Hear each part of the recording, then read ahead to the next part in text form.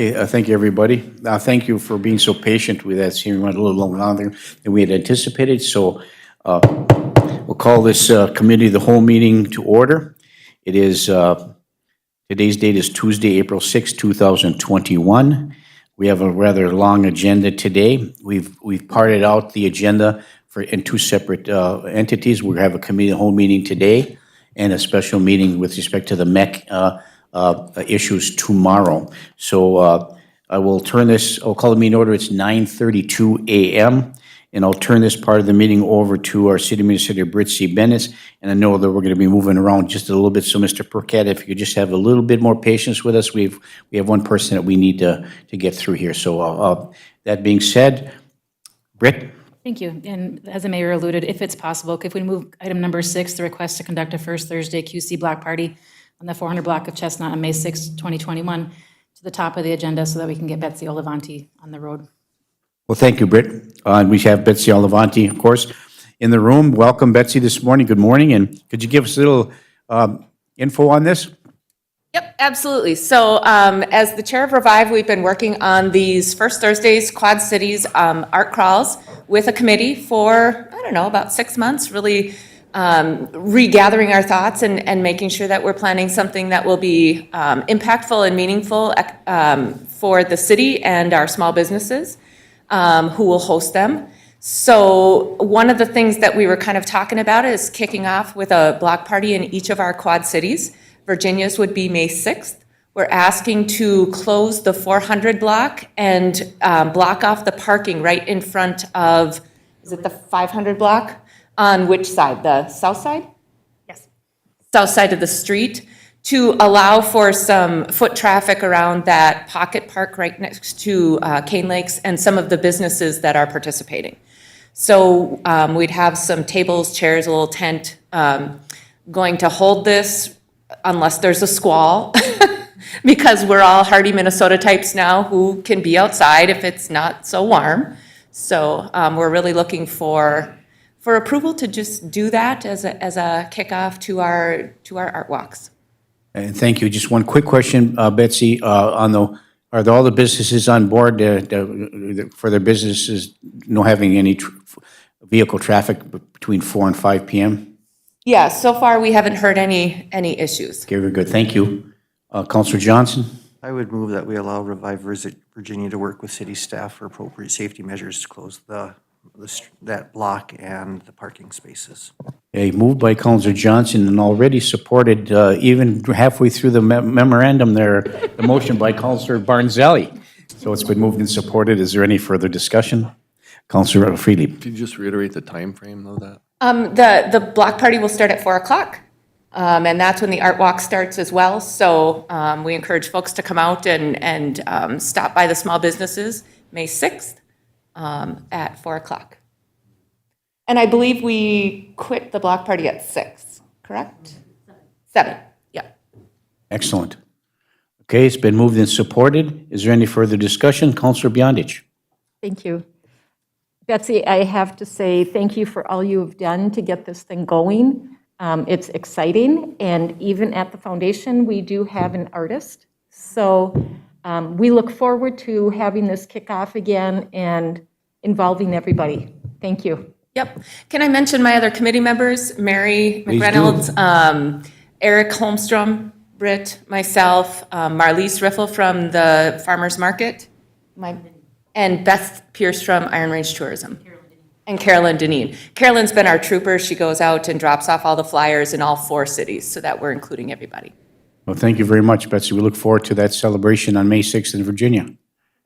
Okay, moved and supported. Any further discussion? Hearing and seeing none. All those in favor signify by saying aye. Aye. Aye. Opposed? Motion carries.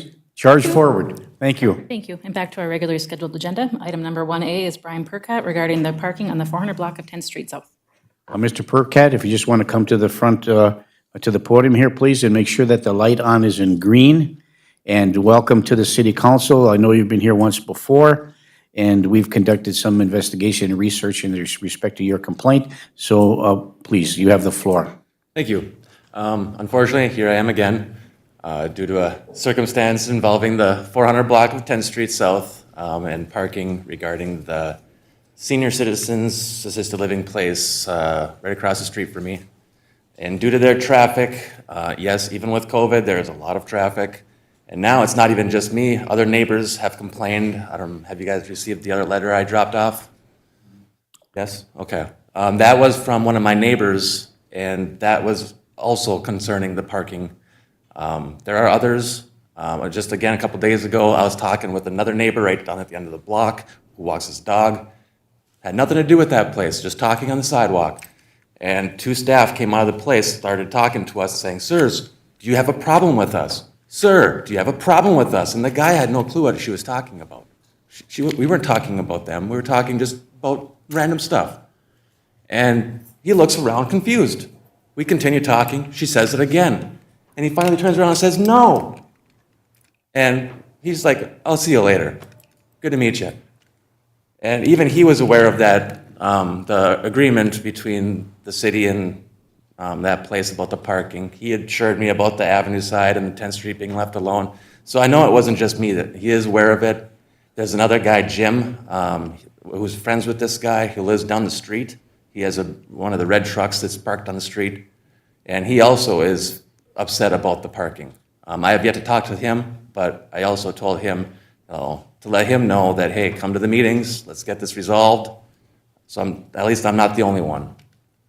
Okay, thank you, Mr. Burkett. I do know that the city, after your first complaint, issue with respect to the parking, we did meet with and talk to the staff. They have been parking in the back on a regular basis. So visitors come from time to time and park out there for an hour, 2 hours sometimes moving forward with the onset of COVID, with them being able to come back and visit. And so, but we did do a traffic study in the morning and early in the afternoon, late in the morning and late at night, and looked at, what was the issue with respect to the parking. And there was, the study shows that there's plenty of parking on 10th Street South. There's certain times of the day within a couple hours here or there where, there's more than 3 or 4 cars parked on the 10th Street side, but the majority of them are either visiting. The workers normally park on the other side of the street and behind the buildings, right? So Yep. it's the visitors that you're concerned about. Well, there's no other visitor parking, and it's a public street. And so if there was a main issue with where we would not have any opportunity to park, I would see that there's a problem. So I guess I would like you to specify, what's times of the day that you think are an issue for you? I have cameras, so I mean, if you want, I could go back to specific times and then actually show you how the whole block is taken up. And they specifically do it in front of our houses. Because they don't do it to the people that know and have handicap, that know they have, okay, this guy needs a bus to get picked up. So they leave him alone. But they don't have any care about the ones that have kids or anybody else. They park right there. They could build a parking lot. There's plenty of room for them to build another parking lot. I've never seen a facility like that doesn't have parking for visitors. Let me ask this question. I know that we have our assistant chief in the background, and Chief, you've monitored this parking issue for a period of time now.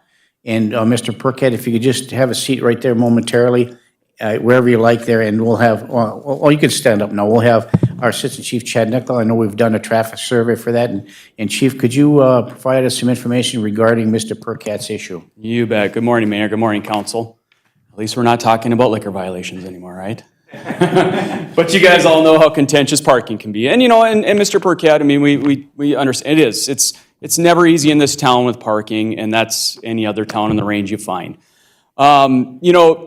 When we were first contacted about this, Chief Mattson and I tried to take a step back and put ourselves in the shoes of the individuals living in there. What are they dealing with? And I guess when I took a look at the situation down there, I guess I would almost be glad that I have a Carefree Living across the street instead of 8 or 9 other houses across the street where I really have to share those parking spaces 24/7 with other individuals. So as much as it can be a burden sometimes, from what I have seen, it's not an overwhelming one. We can look around town and find several other similar instances. You go down to 13th Street with Range Mental Health and Detox and the parking that those residents have to deal with, people coming in and out for appointments all day long. I mean, it's very similar where there's traffic going, but yet calendar parking is still enforced down there. And Mr. Perkett has been told, you know what, if somebody is parked off sides, by all means call, and we'll be happy to come down and enforce calendar parking if that's the case. But unfortunately, in the city of Virginia, we don't get private parking spaces for ourselves just because our house is right there. That's not the way it works. There's dozens and dozens of blocks in this town, as we know, where there's residences on both sides of the street where it's got to be shared parking according to calendar parking. And it's not always an easy situation, but unfortunately, we still think that the best thing to do is continue to leave that as calendar parking being enforced. It is a city street where anybody can park there as long as they're abiding by the parking regulations. That's where we stand right now on it. Okay, thank you, Chief. Before we go to Councilor Johnson, Mr. Perkett, you have off-street parking, Yes, but and I know that in the wintertime it's a burden for you. How about the summertime? summertime, my car bottoms out. My mom's car can't get to the alley. The alleys are torn up. Why don't you come back to the podium, if you would, please? Thank you, Mr. Perkett. I'll say that again. And So- we heard you. Okay. But just, okay, we'll go to Councilor Johnson. He has a question, a comment, and then over to Councilor Bearable. Councilor Johnson. Thank you, Mayor. Thank you for coming in again. Since you were here last, I have made a point. I live on 8th Street. So I've done two things in the last month and a half, 2 months. One is I paid attention to the parking in front of my house. I feel your frustration when I shovel in the wintertime. I have 8-foot sidewalk, I think they're on 8th Street, and I shovel my sidewalk out, but there's so much snow, there's a berm between me and the street, and I leave about 6 or 8 feet to get into the street. My neighbors across the street literally park in front of that every single day. Nothing I can do about it. Nothing. I mean, it's very convenient for them because their passengers get out and don't have to get into the snow. I live across the street from an apartment building that does not have off-street parking. All of their parking is on-street, but it is what it is. They're paying taxes, the landlord pays taxes on that property, they park where they can. I have off-street parking, which I'm very grateful for. The other thing I've done is I've intentionally driven down your street when I can, in the morning, at night. I just did it yesterday at 4:30 exactly. As a matter of fact, I'm pretty sure I think I saw you parking and walking to your house last night. There were only 7 cars parked on the street at 4:30. There was plenty of room on both the east end and the west end to park. And it was the other side. I would have to agree with Deputy Chief that if those were all houses, there would be a lot less parking for you. I drove down your alley, and I don't know which one of yours is the alley, but there is a garage back there with a horse trailer parked in front of the off-street parking. Yep. So there was at least one, if not 2 spots back there that whoever that lives in that specific house could park. The other question I have for you is, how do you know the people parking there are employees? And they're not employees, I'm saying they're visitors. They're Yep. coming to visit them. Yep. Yeah, that's what I was saying. So do your visitors that to your house park behind? No, they park in the front. So what's No the one parks difference- in the back, so because that's my- for the people, mine's a duplex. Okay, so my question to you is, what's the difference between your visitors parking to visit you and my great-grandma's visitors parking on the street to visit her? That lives in that facility, if she were to live there. Well, they would park in front of my house. They wouldn't be parking where, somebody that's- else's. I don't tell them to park in front of my neighbor's house. I'll move my car and they can park in front of my house. Okay, so that's, you can do that? Yes, that's what So I my- do. I okay, do that. So you move your car? I do. So my grandma doesn't have a car. This is theoretical. My grandparents are all passed away. My grandma doesn't have a car. So her friends park there. So that's okay. No. Because Why? what if that person, if your grandma has a visitor come, they deserve to park there. That's her spot. That's where they're parking.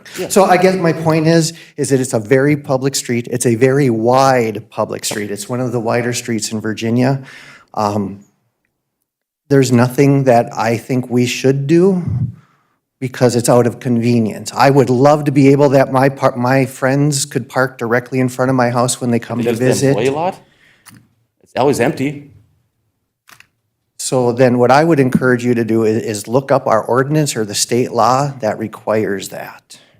Because based on what we have in our ordinance and what the police chief has shared in their traffic studies and my personal, and I'm fairly certain several of us have taken this very seriously and drive that road. Your convenience, you pay the same amount of taxes, or your landlord pays the same amount of taxes as the rest of us. So there's no designation of private parking. That's my first point. My second point is if we post residents only, I'd be fine with that. residents of what? Virginia. So I can park there and park my car in front of your house and walk to 8th Street, and that's okay with you? Thank you. Point taken. Counselor Baraboo, Yeah, Mr. Burkett, I've made it a point to drive that street because I go to Midway a lot because my daughter lives there. So instead of going some of the other routes, I've come down that street many times just to take a look at traffic. And I agree with the deputy chief and with Councilor Johnson. I have not seen enough cars there to warrant any private type of resident parking there. Resident parking is not enforceable anyway. Anybody can park in resident parking, actually.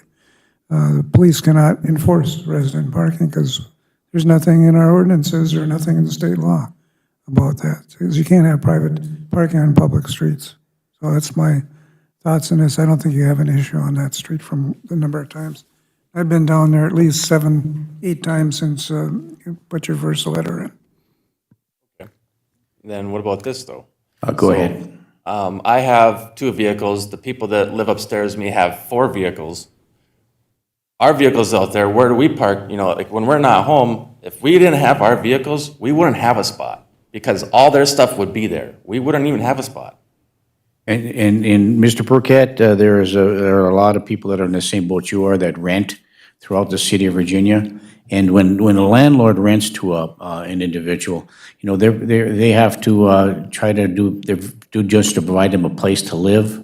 You know, if they have traffic vehicles, most of them have the ability for off-street parking, whether you're in an apartment complex or in your particular case, you're in a private home. You have access to the back. If your car bottoms out and you have a problem in the alley, we will notify our Public Works Department and they can come in and alleviate that for you so you have the opportunity to park in the back, particularly in the summertime, where you would have access to it because you would indicate that you have some physical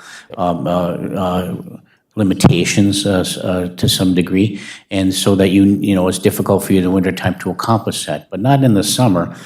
So, as you indicated earlier, so if there's an issue with the alley and you need to park back there and your landlord offers off-street parking, you should take advantage of that. And if it's an issue with respect to the alley, we can certainly have our Public Works Department take a run back there. And if it is a concern that prevents you from parking back there, or if your car bottoms out or whatever the case may be, they'll patch it up to make sure that you can accommodate access to that alleyway.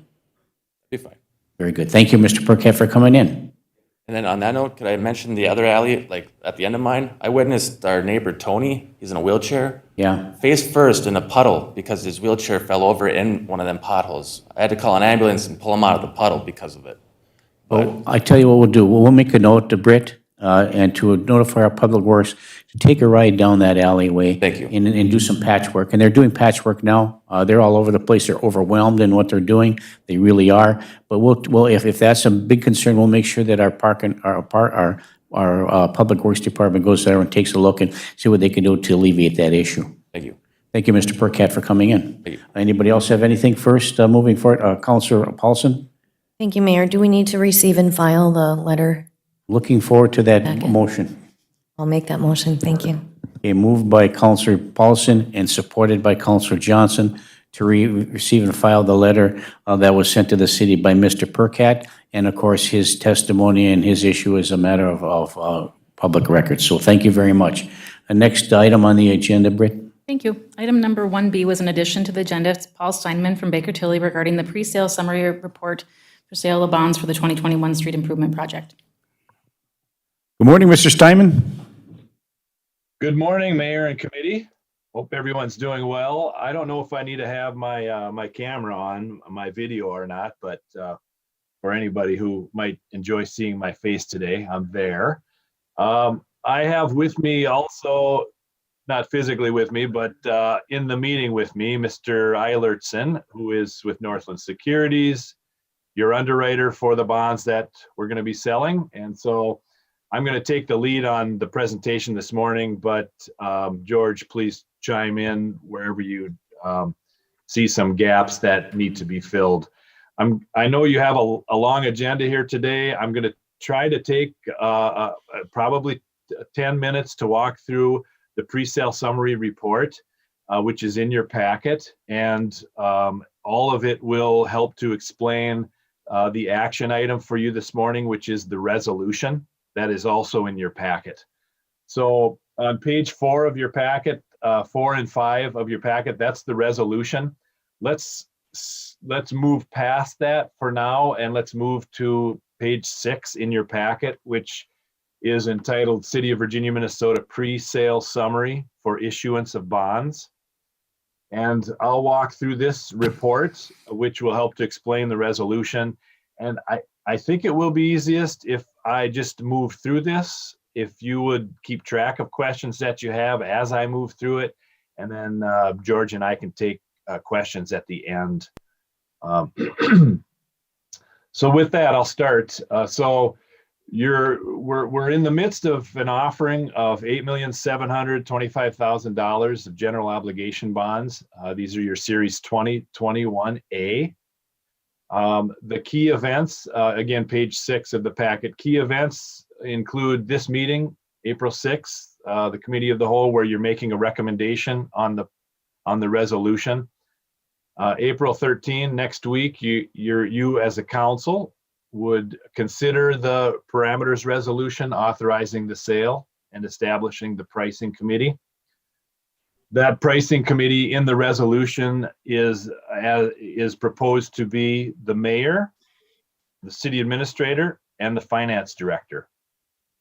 And what that resolution basically does is it authorizes those 3 individuals to award the bonds, rather than having to time the sale of bonds around a council meeting so that the council as a whole can award the bonds. We'll talk just a little bit about that in just a little bit. We plan to price the bonds. George plans to price the bonds the morning of May 18, and the afternoon of May 18, then the pricing committee, again, the administrator, mayor, and finance director will consider award of the bonds and executing the bond purchase agreement. And then on May 25th, the council will basically agree to what the pricing committee did on May 18th. Hey, Paul, one quick note here. Please.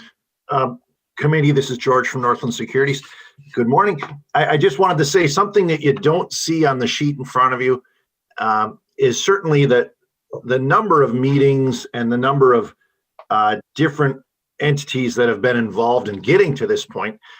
Certainly the city council has been presented to, but Paul and I have met several times with your staff, actually many times with your staff, in addition to, with your engineer, Mr. Reed, as well as the Virginia Public Utilities, just to get the sizing figured out for this bond issue, get the structure correct, cash contributions, et cetera. So thank you, everybody, for your involvement there. And just wanted to note that certainly a lot of different entities getting together to get this bond at this point. So I'll turn it back to you, Paul. Thank you for that input, George. So let's continue on page 6. At the bottom of page 6, I'm going to move past some of this relatively quickly. Again, if there are questions on it, we can take them at the end. But we're still in an historically low interest rate environment for the issuance of bonds. And that's basically what that graph on the bottom of page 6 of your packet is indicating. So we're still in a very good market. On to page 7, 3 items under sale terms and marketing that I think are important. Probably the last 2 under there are most important. The prepayment provisions, this basically means this is the first time that you will have an opportunity after we sell to refund or refinance these bonds, and that would be April 1st of 2033 for maturities after 2033. So that is the first opportunity we'll have to come back and see if we can refund these bonds at a lower interest rate. And secondly, the bank qualification, the IRS only allows entities to sell less than 10 million of tax exempt issuance that are bank qualified in one calendar year. All that basically means is that banks have a small incentive to bid on bank qualified bonds. And so that means you have the potential of getting a better interest rate. And these are proposed to be bank qualified bonds. And then the parameters limit. Again, this is in the resolution, the 2-page resolution. It's called a parameters resolution for a reason. It establishes 2 basic benchmarks for the pricing of the bonds. And if the bonds price within those benchmarks, then the pricing committee is authorized to award the bonds. The 2 benchmarks that we've established for this pricing are the principal amount may not exceed $9 million. And we don't have a lot of reason to think that that we're going to go significantly above what is proposed today, $8,725,000, but we allow a little bit of flexibility there. And secondly, that the true interest cost cannot exceed 4%. So these are the parameters that George will be working within when he's managing that trading desk to push these bonds out for sale. And Paul, one quick comment on that. George again here. The parameter of an interest rate that has to be 4% or less, that's very generous. And certainly one thing that Baker Tilly and Northland did is evaluated, should we utilize the city's existing bond rating, which is BBB plus with Standard & Poor's, or should we look at issuing these bonds non-rated? So we looked at interest rates for both. It really came out to be a push that it really, the interest rates were approximately the same. As a non-rated bond issue, you can issue more cost effectively, meaning we're not subject to the rating fee, as well as that Paul and I enjoy this, that we can shorten the timeline. When we have a rating incorporated into the timeline, it pushes things back approximately 2 weeks. So just a little comment there on timing and interest rates. Thank you, Paul. Excellent point, George, about the rating too, because we indicated last time we would be debating rating or not a rating, and as George had indicated, we determined that there wouldn't be any interest rate differential there, so we're going without the rating. So on to kind of the meat of these bonds, and I understand this is the first time that you folks have seen how we've dissected this structure. And it does get a little bit into some of the sausage making of bonds, but it's ultimately very important. And as George had indicated too, we spent a great deal of time putting this structure together to get to this point. But so you're offering $8,725,000 in bonds that are essentially divided into 3 different portions. And the purpose of that is because each portion is being sold under a different authority. And so this first portion, as page 7 here of the pre-sale of your packet, we've identified $4.6 that would be sold as improvement bonds. And that is the portion of these that relate specifically to the assessments. So it's 4.6 million. They're called improvement bonds, sometimes referred to as 429 bonds. And in order to sell under this authority, you need to assess at least 20% of that number. And You are planning to assess $1,101,514, which is a little more than 25% of the 4.6 million.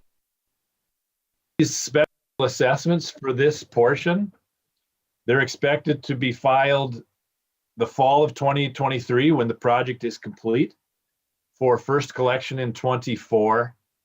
And that's really important when we see the actual numbers a little bit later in this report.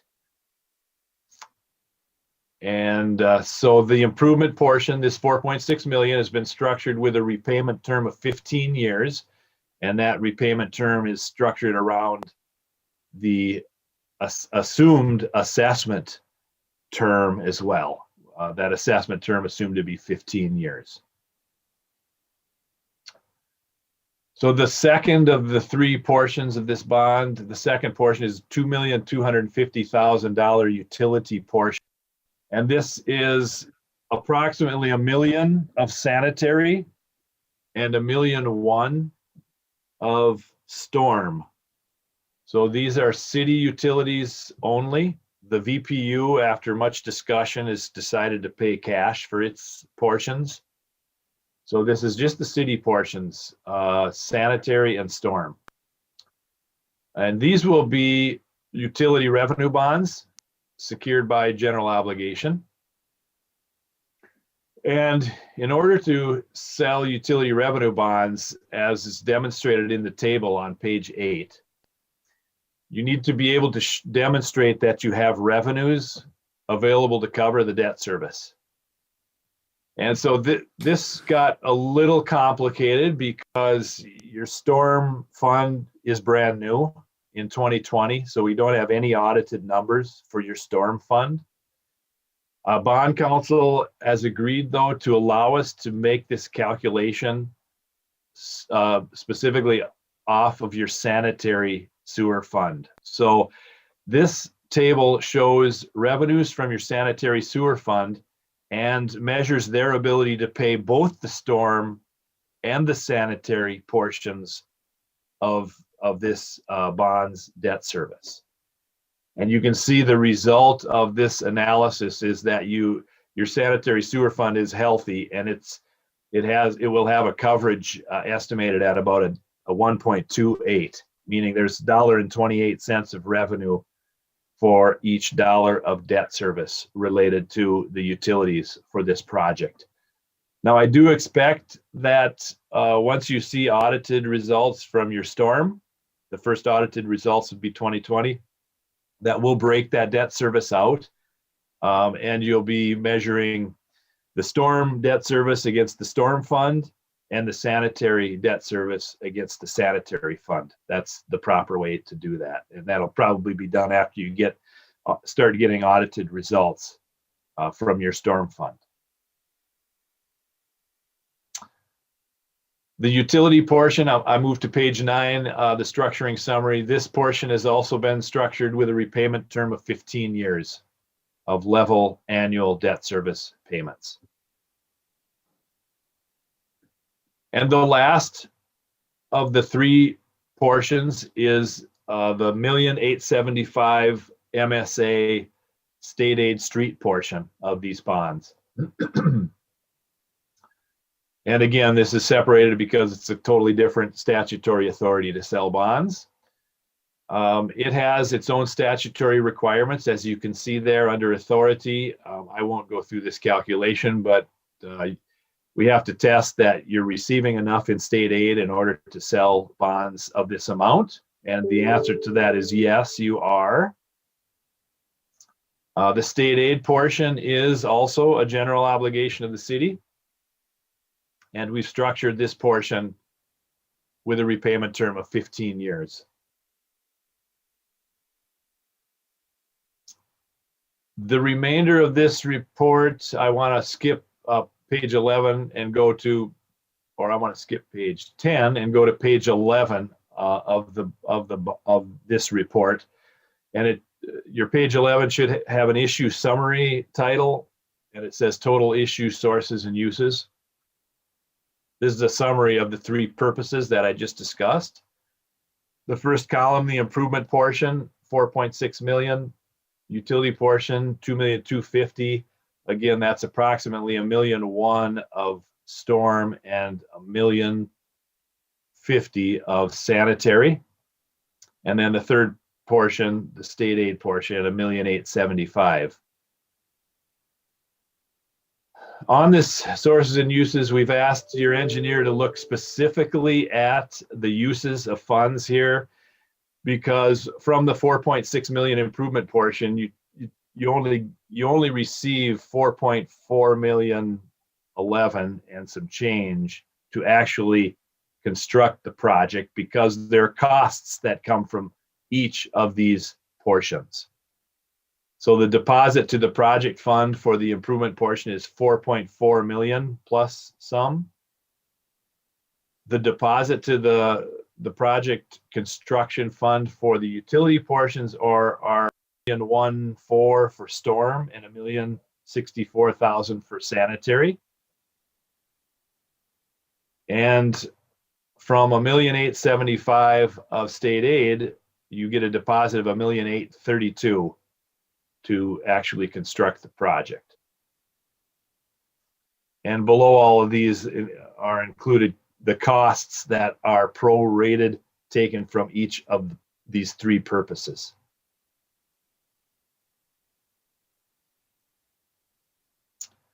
Let's go to page 13. And there's a lot on each of these sheets too. And again, we'll open it up for questions. But again, this is the improvement purpose, the improvement portion of these bonds at 4.6 million. From left to right, this simply lays out the principal amount, the coupon, the interest rate that we're getting from the underwriter, from George's desk to plug into these, the interest that is calculated on that principal, and then a total. And as you move across from left to right, and you get to that right-hand column, this is kind of a quick summary of this sheet.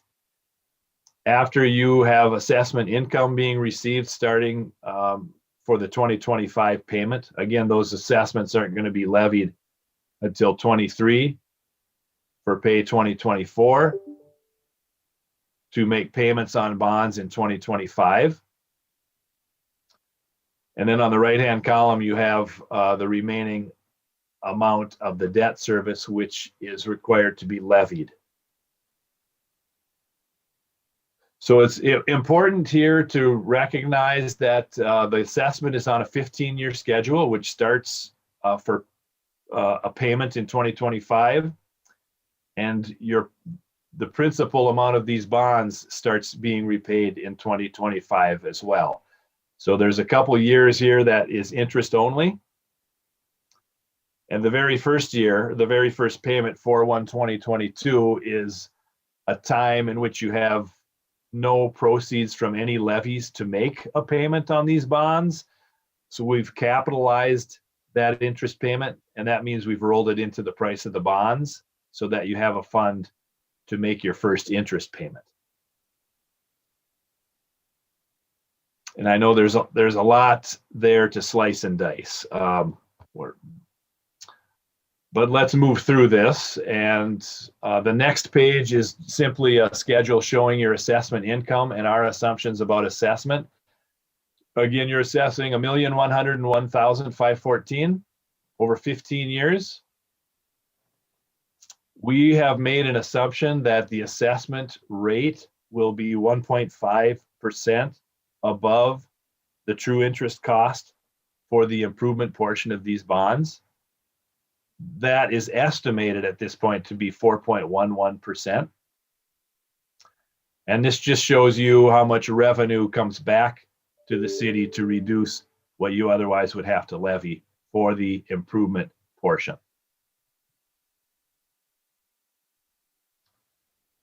Page 14 is the utility purpose, designed the same way as the previous schedules, showing principal, the interest rates, the interest calculation, total principal and interest. And then this 105% of debt service, that is the amount that will be paid from your utility funds to service this portion of the overall bond issue.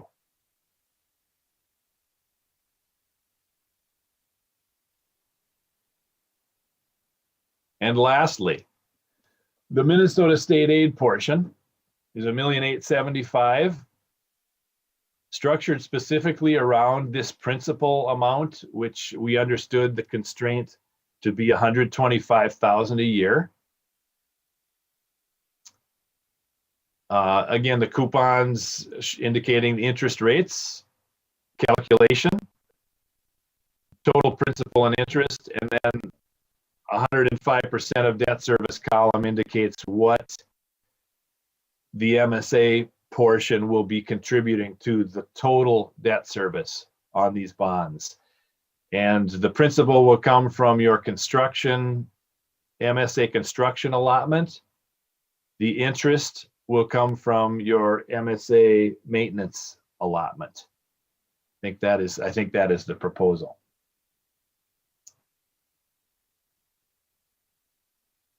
That's the last page of the pre-sale summary, and I think within the context of that summary, I also summarized the resolution that is before you today. But I know there's a lot there. I appreciate George's help addressing any questions. I'm sure there might be a couple, and we'll just stand back for questions at this time. Okay, thank you, Paul. Thank you, George. Counselor Bearable, then Counselor Paulson. Yeah, Paul, and we appreciate what the two gentlemen have done, you and George have done on this. I appreciate the time frame kicking it up. It looks like a couple of weeks here, so we get our payments back for distribution in early June. I have a question, and I don't know whether you gentlemen can answer it, or Britt and I got to answer it, or Matt. I think our assessment policy for streets is 10 years now, is it not? Can we increase that to 15, Britt? I don't remember exactly, but I think most of our assessments I are think it over just says a 10. date, a time frame set by the council.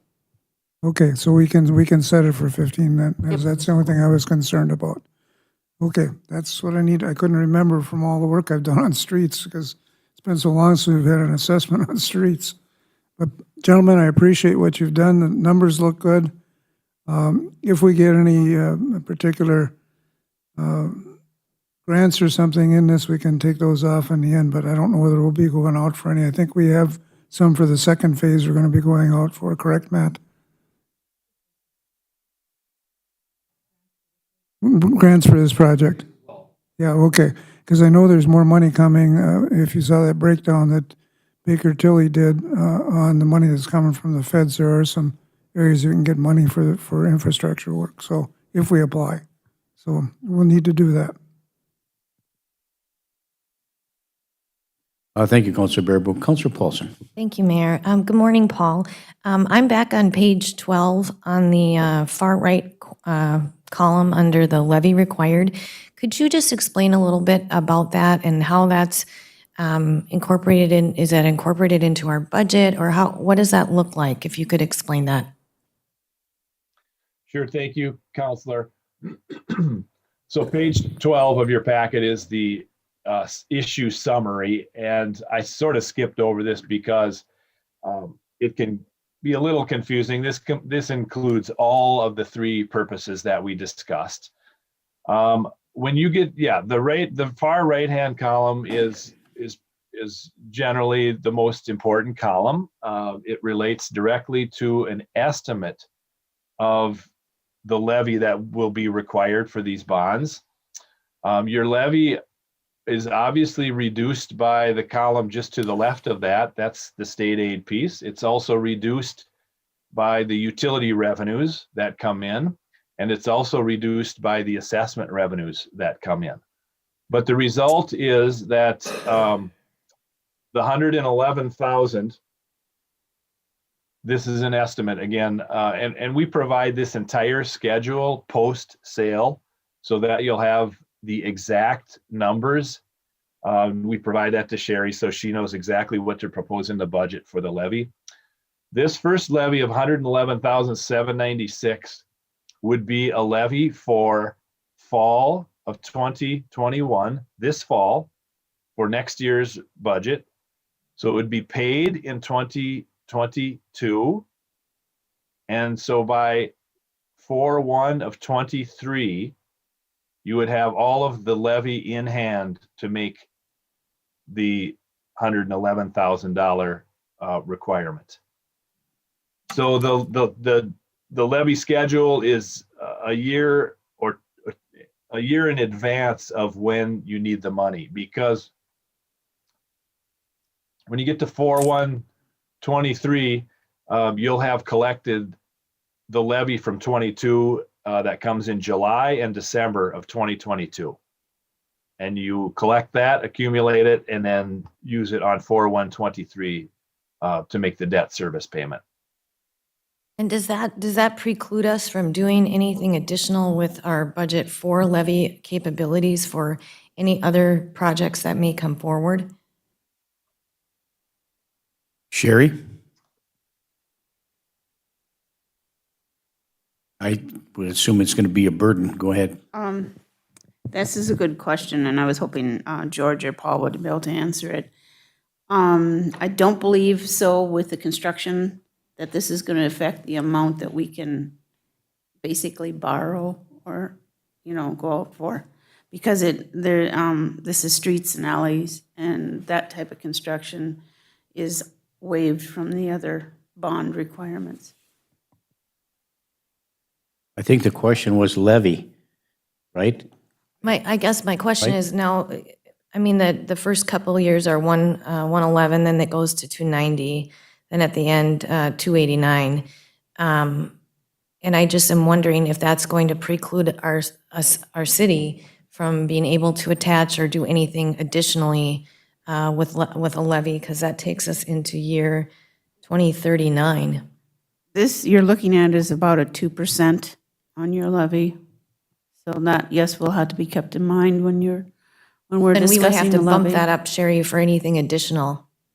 We would, when you're considering your general fund levy, you'll have to take that in that debt service section that I usually have.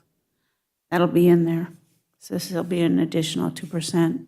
So from Baker Tilly's perspective and from George Eilertson with our rating, will that impact us at all through 2039?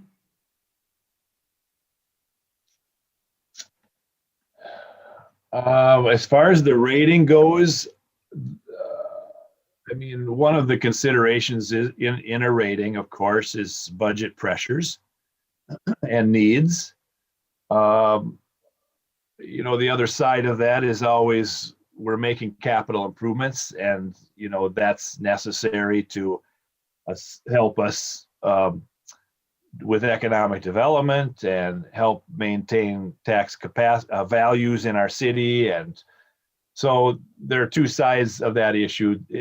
This, with the rating agency, it would be less about the levy amount than it is about just about the size of the debt overall. Again, we aren't going to ask for a rating on these bonds, but the rating agencies still come back in each year and they do an assessment and they update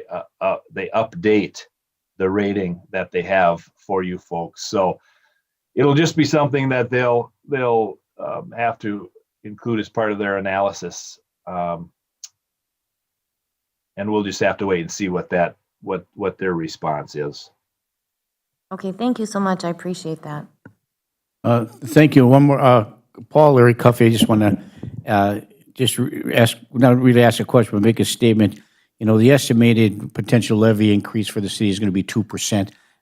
This is just an estimate as we move forward. It could be higher, could be lower.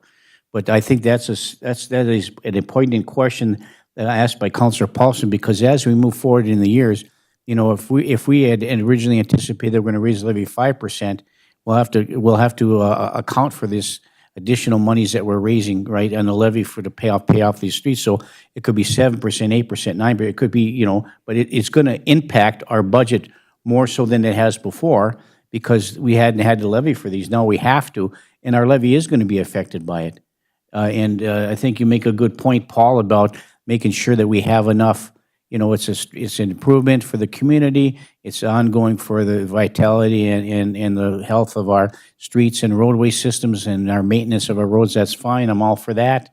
But we do have to keep in mind what we might have to levy for and what we have to make an adjustment in future budgets as a result of this. Councilor Baraboo.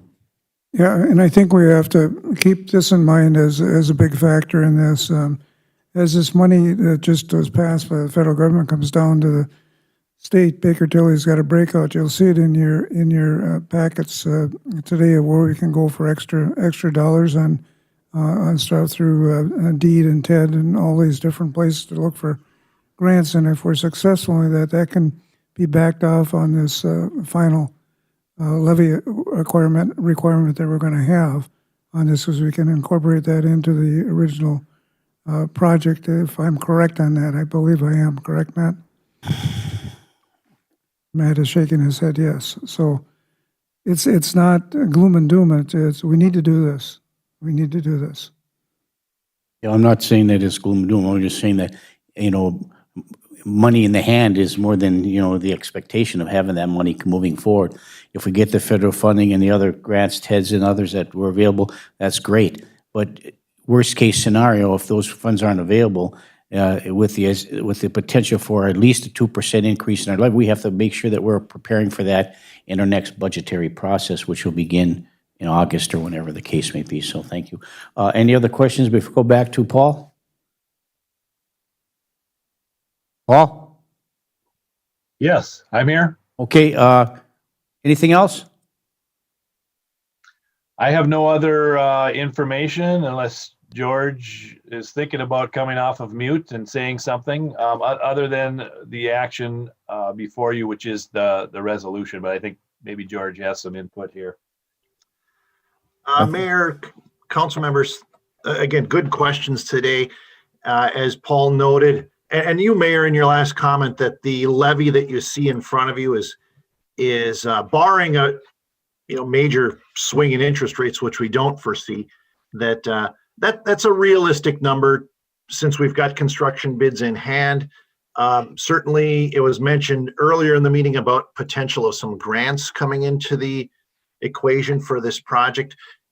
That may come in, if you are fortunate to receive the grants, it may come in after the bonds are sold. So you'd likely have the bond schedule that you see in front of you or a final version of it.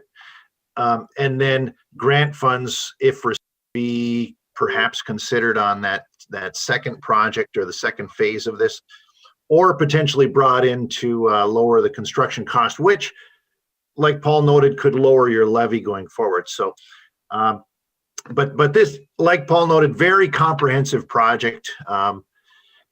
As I was looking ahead at phase 2, and I know it's a different project, but that one's got a little bit more state aid in it. So the potential and I know we're talking about phase 1 today, but phase 2, a little more state aid, which drives down the levy component a little bit on the second phase of financing. So, but again, thanks for taking the time to review all of this. It's a big project and a lot of moving parts. So thank you. Okay. Thank you, George. Thank you, Paul. So we have a resolution before us. Anything else to add, Britt? Matt? Okay. Thank you. Looking for some council action with respect to the resolution. Mayor, I'll make a motion that we approve the resolution of the City of Virginia, Minnesota regarding the issuance of the General Obligation Bond Series 2021A for the purpose of this project for street improvements. Okay, thank you. And this would be phase 1? Yes, phase 1. Thank you. A move by Councilor Baraboo. Is there support? Support, Mayor. A support by Councilor Paulson. Is there any further discussion? Hearing, seeing none. All those in favor signify by saying aye. Aye. Aye. Opposed? Motion carries. Thank you, Paul. Thank you, George. Thank you. Thank you. The next item on the agenda is a a review of facilities use agreement between the City of Virginia and Mesabi Range College for the use of the stock field for spring 2021 baseball and softball season. It's a standard agreement. I read through it, rather comprehensive, but Brian? Yes, for years now, we have had an agreement with Mesabi Range College that they can use the baseball field and we can use their softball field for our summer softball program. And there's no money that is interchanged in this agreement. This has always in the past been a handshake and a verbal agreement, whereas now we are trying to make sure that all of our ducks are in a row, and we are doing this the legal and ethical way, and we have produced this memorandum of understanding between ourselves and the college. And the college is amenable. Absolutely. Thank you. This has also been taken to the Park and Recreation Committee and been reviewed by our city attorney. And so we're ready to move forward. Yes, we are. Thank you, Brian. Counselor Johnson. I'm just curious, who at the college signs this? I'm not sure who their signing person is. It has been the athletic director and myself that have worked this out, and he's also taken it through the channels of the college. Okay. I just want to say thank you for putting page numbers on that. That's made this process this morning so much easier. So whoever did that, great. Let's keep doing that. And I would move the agreement forward. Counselor Johnson moves to approve the facilities use agreement between the City of Virginia and the Mesabi Range College for the use of stock field for the spring 2021 baseball softball season. Is there support? Support by Counselor Friedlieb. Further discussion? Hearing and seeing none, all those in favor signify by saying aye. Aye. Aye. Opposed? Motion carries. Thank you, Brian. Thank you. The next item on the agenda is approved donation of 3 shelves from the Police Department to RAD, or Recovery Alliance of Duluth organization, for their new office in Alcott Plaza. And we do have Deputy Chief Chad Nicola here. Is there anything specifically you need to add to this, Chief? No, I don't think so. If you guys aren't aware, RAD was down in Duluth, and they've recently kind of stretched out under the Iron Range, which was way overdue and much needed. They're there to support people that are in recovery or hoping to get in recovery soon. Great organization. They've had some good events over the last month or so. They had the sliding party at the golf course this last week, and they had the event at Southside Park. So good organization. That certainly, if we can help them out in any way, I think it's well worth us as a city doing. Excellent. Thank you, Chief. Looking for some council action. Counselor Johnson. Mayor, I just want to reiterate what Deputy Chief said. My family has attended the sliding party and the Easter thing on Saturday, and having our officers present to have a positive influence on those folks in recovery. Usually those interactions are not positive for the adults, but having those positive interactions with the children it's great. Both of them were very, very successful events.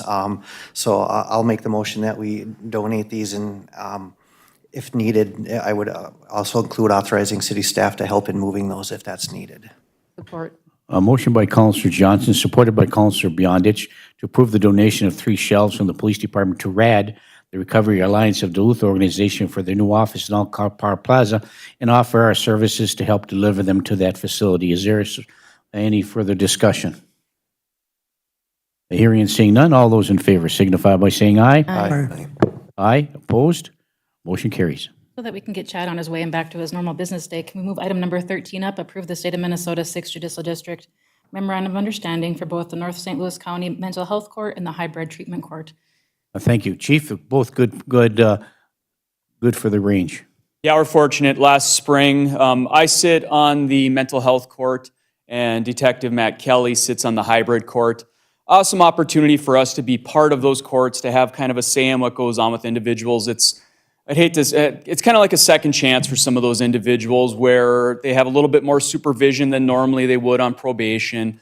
They check in typically weekly. Unfortunately, since spring, we've been doing obviously Zoom court meetings, but a good opportunity for us to be directly involved with the court system and have a seat at that table. So these are just MOUs, just approving essentially that we still remain part of it. Other people that sit on the courts are a lot of the chemical dependency folks, other mental health professionals. Bhupesh Patney sits on the courts as well. We get probation. The Sheriff's Department is on the hybrid court side, not on the mental health side of things right now. But real good opportunity for us, and this just gives us authorization to continue to be part of that. Thank you, Chief. Bet. Looking for some council action. Councilor Freely? I'll move that resolution. Councilor Freely moves to approve the resolution on item number 13, which is approve the State 6th Judicial District Memorandum of Understanding with respect to North St. Louis County Range Mental Health Court and the North St. Louis County Range Hybrid Treatment Court. Is there support? Support by Councilor Beyondich. Is there any further discussion? Hearing and seeing none, all those in favor signify by saying aye. Aye. Aye. Opposed? Motion carries. Thank you, Chief. And if it's possible, can we get Matt out of here with do item number 7, approve the resolution for the change order number 3 for Bailey's Lake Trail Improvement Project in the amount of $13,906.25. Is this for the, is this the riprap from the complainant? Or the silt, Matt? Hi, good morning. Yeah, so in a nutshell, the project, the Bailey Lake Trail project, they started clearing trees this spring. And through that process, it was discovered that, through the MPCA, that we need to have 2 rows of, I'll call it, silt fence, I guess we could say it, or some sort of a perimeter protection when you're that close to the lake. So in the plans, we had silt fence all the way around, plus we had some flotation silt curtain, which is going to go out in the lake once we start filling corners of the lake. So we had that in place. Unfortunately, it looks like we missed the other row that had to be in there. There's supposed to be 2 rows on the shore. So we had to react quickly to the request of the PCA in the areas that they disturbed with the tree cutting. They didn't do any digging yet, and there was no violation or anything at that point. So that was the good news. This is just a precautionary measure, right? It is. It's to protect the lake. So because the ground was frozen, we can't dig in silt fence. So we had to go with the bio roll, which is a little more expensive than the silt fence. Nonetheless, we had to get something in there in those areas, and then we'll have to finish it off. Now that the ground's thawed out, they'll have to come and put the second row in. But there was some additional cost. The $13,000 is the change order. I think my email to Britt was included in there as well, though we missed it. So I certainly don't feel that that's the city's fault. So what I proposed was that we would cover the cost additional above and beyond what the silt fence would have cost you. The bio roll was more expensive. So if we would have put silt fence in, we could have used the unit price. We would have been, yes, it's an added cost to the project, but it would have been there at the beginning had the roll been in there anyway. But because we had to use the bio roll, I'm proposing that SEH will pick up the additional cost above and beyond the silt fence. So essentially your change order needs to be approved at $13,000, and then once everything is in place, I'll get a check cut to the city for whatever that overage ends up being. Right now, it's about $6,100 worth of that $13,000. Thank you, Matt. Council action, Councilor Johnson. First of all, Matt, thank you. I appreciate your candor, and I know this is a sensitive project, and I appreciate that you understanding that, and I would make the motion that we approve the change order accordingly.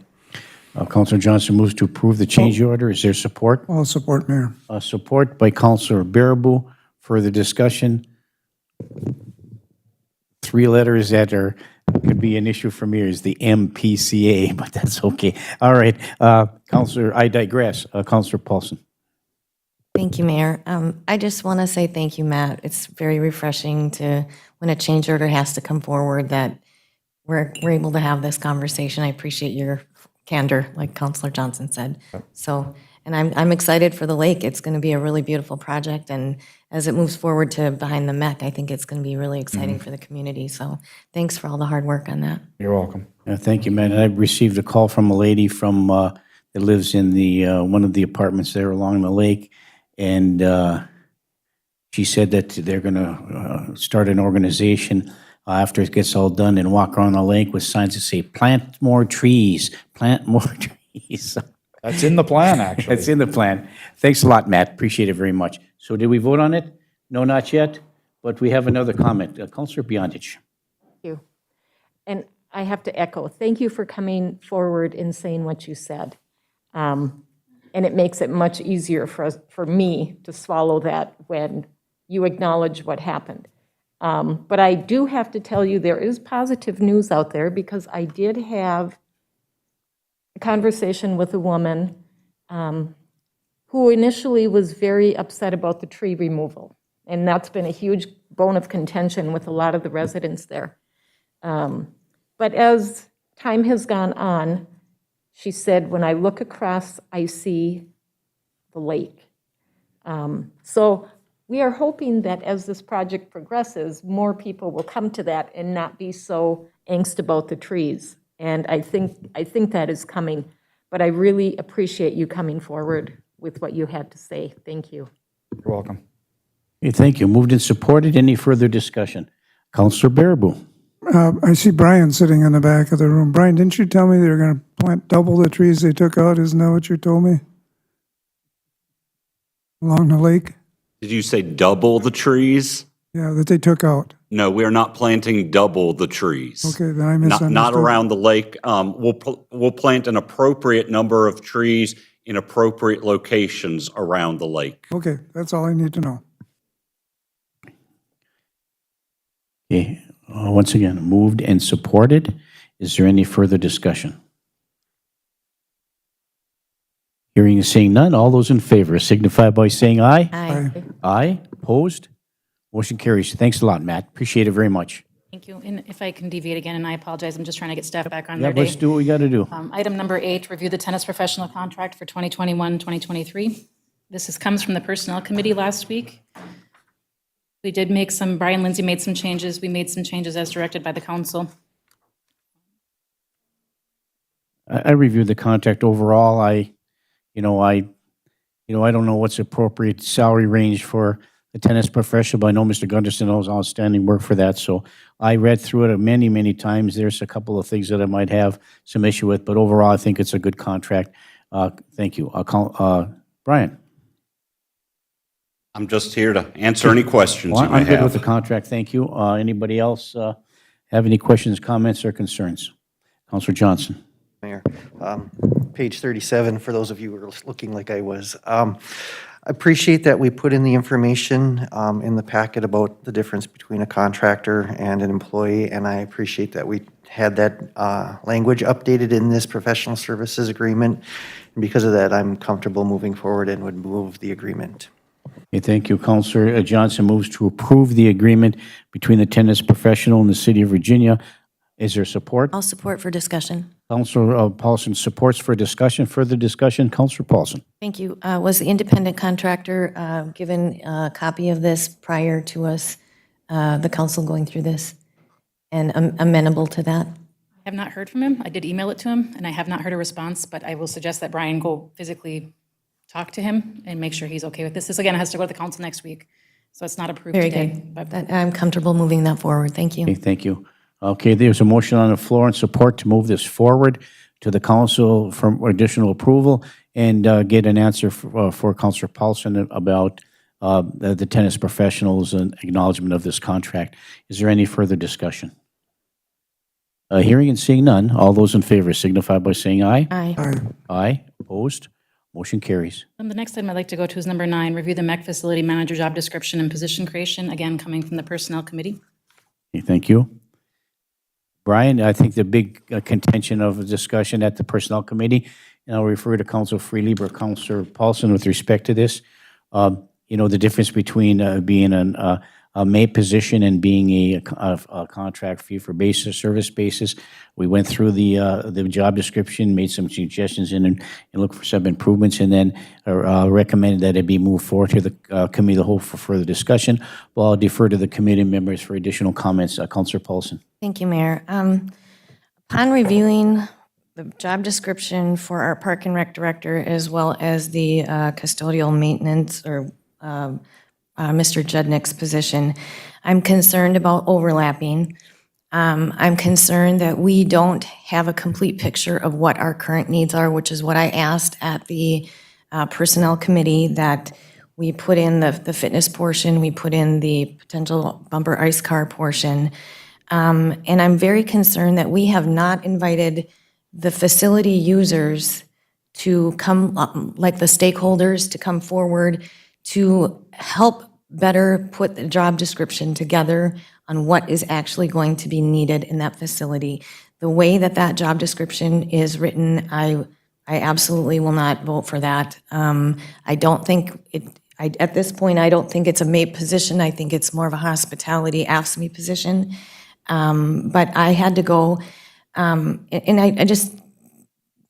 I need to be honest here.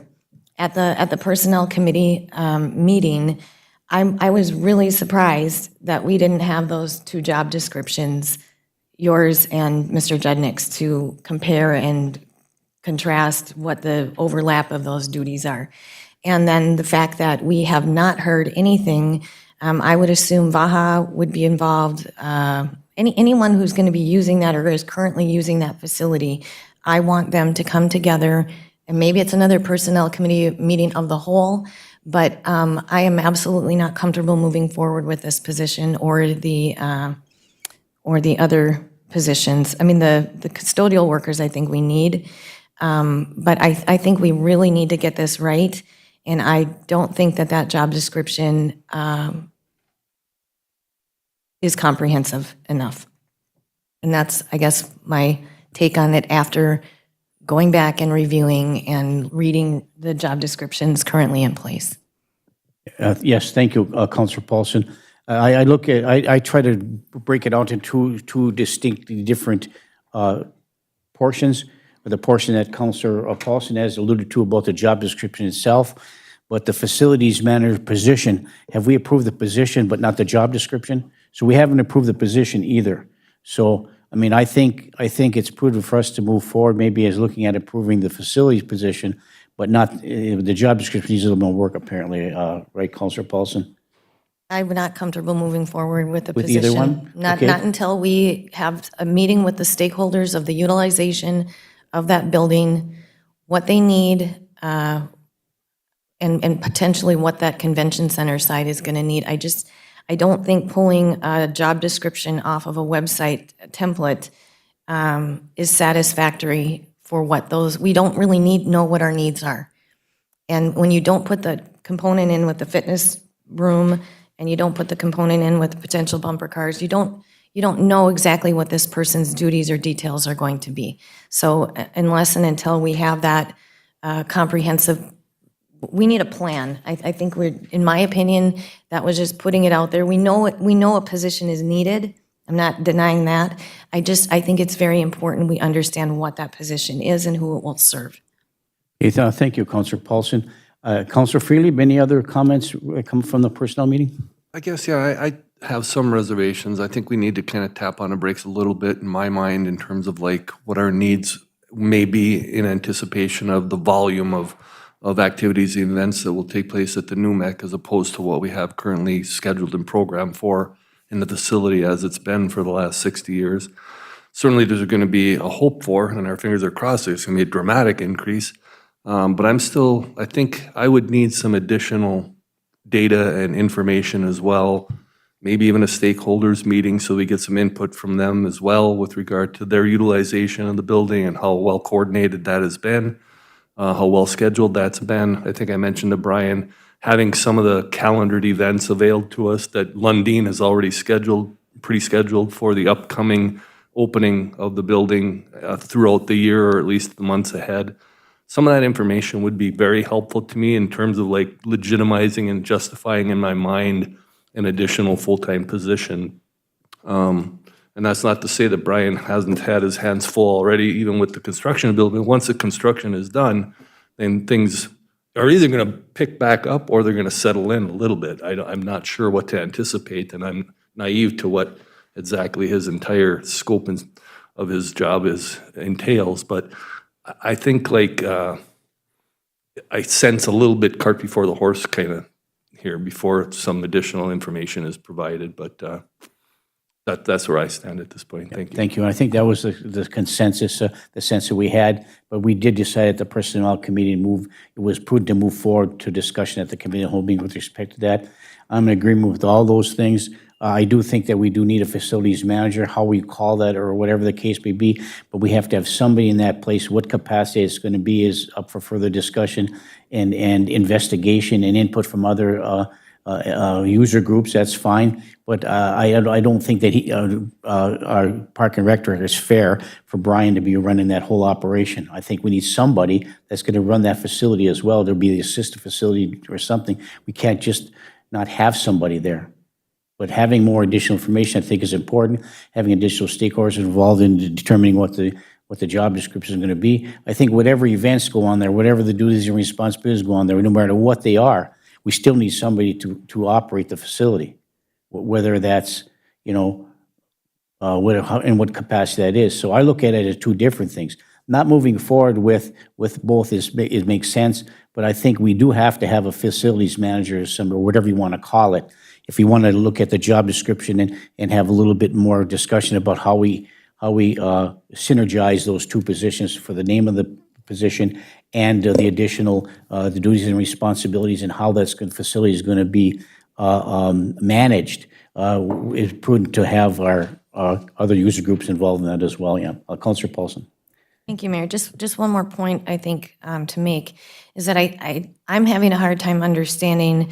I understand the building itself is the facility and it's going to need to be managed. The other portion of that is almost like an event coordinator. So that's all being lumped into one. So when we had talked originally at the Personnel Committee, we talked about a person that has a lot of more hospitality. But if you're talking about maintenance and facility, I mean, those are two separate skill sets. So we have not completely identified what the need is, and I'm not completely convinced that it's just one person. I think we need more information. And I concur. And once again, I'm going to reiterate that I understand that. But when Brian's not around, somebody's got to be able to operate that thing. So however, somebody has to be in that position. And how we accomplish that, is up for consideration here. So that's the information that came out of our Personnel Committee. So we'll move for additional discussion at the council level. First, Councilor Baraboo, and then over to Councilor Johnson, and then to Councilor Beyondich. Councilor Baraboo. Yeah, I think it's imperative that we have somebody that's, you can call it whatever you want, facility manager, whatever it is. Brian isn't going to be able to handle all this. You get 2 or 3 events happening at the same time, plus the other duties that Brian's got. And there's going to be multiples. If you go to any big convention centers, they got lots of times, many things going on in the same venue. And as we progress, our individuals, the Lundin firm is going to bring things into us that are going to be multiple facilities. You might have 2 separate breakout rooms going on at the same time. You might have 2 lunches going on at the same time. Who knows? What's going to happen. And you got to have somebody in there that knows what's going on 100% of the time in that facility. That building, and Brian's going to be spread way too thin with all those other duties he has. His recreation isn't going to disappear in this community. It's going to increase once this COVID's gone away. So, and he does other things. He's got the parks to take care of. He's got all kinds of stuff. Plus, he oversees the MEC on the top end of it too. So, I agree though that we probably need to take a look at the stakeholders a little bit harder and look at that job description a little bit harder. Thank you. Okay, thank you. Councilor Johnson. And then on to Councilor Beyondich then. Thank you. And I have no doubt that we do need somebody in to give you a hand on that.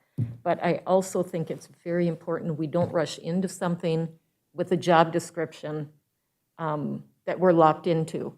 So I also would like to see more information come forward from the people, the stakeholders, what their needs are, what we're really looking for, and get that job description so we are not hiring in a hurry, being in a hurry to hire somebody and then being locked in. So I have no doubt that we need that person. We just need to get all of our information before we make that decision. Thank you. Yeah, thank you. And I think you make a good point. We're here to try to vet out what we need to do moving forward. Came from personnel, the recommendation, yes, it's worthwhile moving forward, and now we're at the discussion level at the committee home meeting to see what our next steps are. So thank you for that, Councilor Beyondich. Councilor Johnson. Thank you. So I just want to clarify, we're looking at 2 different things today. We're looking at the position itself and then the job description, or is that one big item. Yeah, we haven't approved either, so I guess it's all open, Counselor Johnson. They go together. The job, there is no position at this time. Okay. But to create a position, you need a job description. Okay, So that clarifies. So it's one item, but two, got it.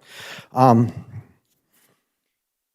other question is, if we approve the position in this job description, to piggyback on Counselor Beyondich, are we absolutely locked into exactly what this is, or can that be adjusted over the next however many weeks until we hire the person, or what? Because I do see that it does, you know, the magic line in there about other duties or all other duties as assigned could cover a lot of stuff. And being this is a MAPE position, a lot of stuff is bigger than if it was an Ask Me position, if I understand how this works. I'm at a point where I think we need a place to start, and I think this is the place to start. I feel that this job description is that place. And in order to have the person on board, one of the key parts is knowing how the building works and how it was put together.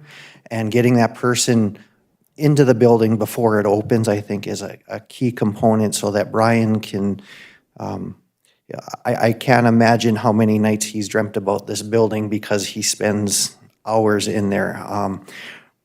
Every night he does a walkthrough when there's nobody else there just to keep abreast of what's going on. And I think that's relevant, and I appreciate that. So I think that knowing if we start the process by approving what we have before us, and then that's one less thing we need to do a little bit later on. I can appreciate wanting to have some input from the user groups, but we had a lot of that before we started this process. We had multiple meetings specifically with VAHA. We met with, or we didn't, but the staff and Isaac Sports Group, I believe. I can't remember the numbers of user groups they met with specifically to gather information. And the other part is that I truly think that we're going to start meeting weekly or bi-weekly as a council to start approving things, the details of this building. Having somebody on board to be a part of those meetings and to learn firsthand instead of secondhand and regurgitation, I think is key. So for me, based on what's presented, I think we need to start here, get the preliminary approval so that the staff have something to work on, and then maybe we as counselors take printed copies and add to it, write it in there, so that it's a documented process, and if there needs to be other meetings, I don't want to prolong this, especially when it comes to this position. I see this person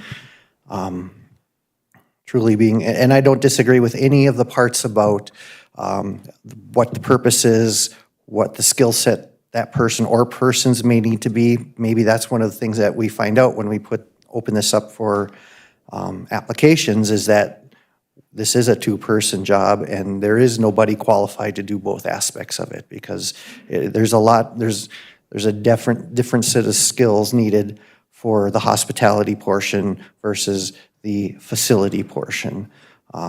So I'd like to see us move forward on this job description and position. Thank you, Councilor Johnson. Before we go back to Councilor Paulson, Councilor Freely, you know, I'm comfortable with the job description. I'm comfortable with having facilities manager. I mean, but coming out of that personnel committee, I was comfortable with the job description. We could always tweak it. I came here with the committee of the whole, wanted to approve. We can always tweak the job description, move forward. Whether we get other people involved in the user groups, that's fine. Show them what the proposed job description is and make some adjustments based upon that before it goes out. We should do that sooner than later.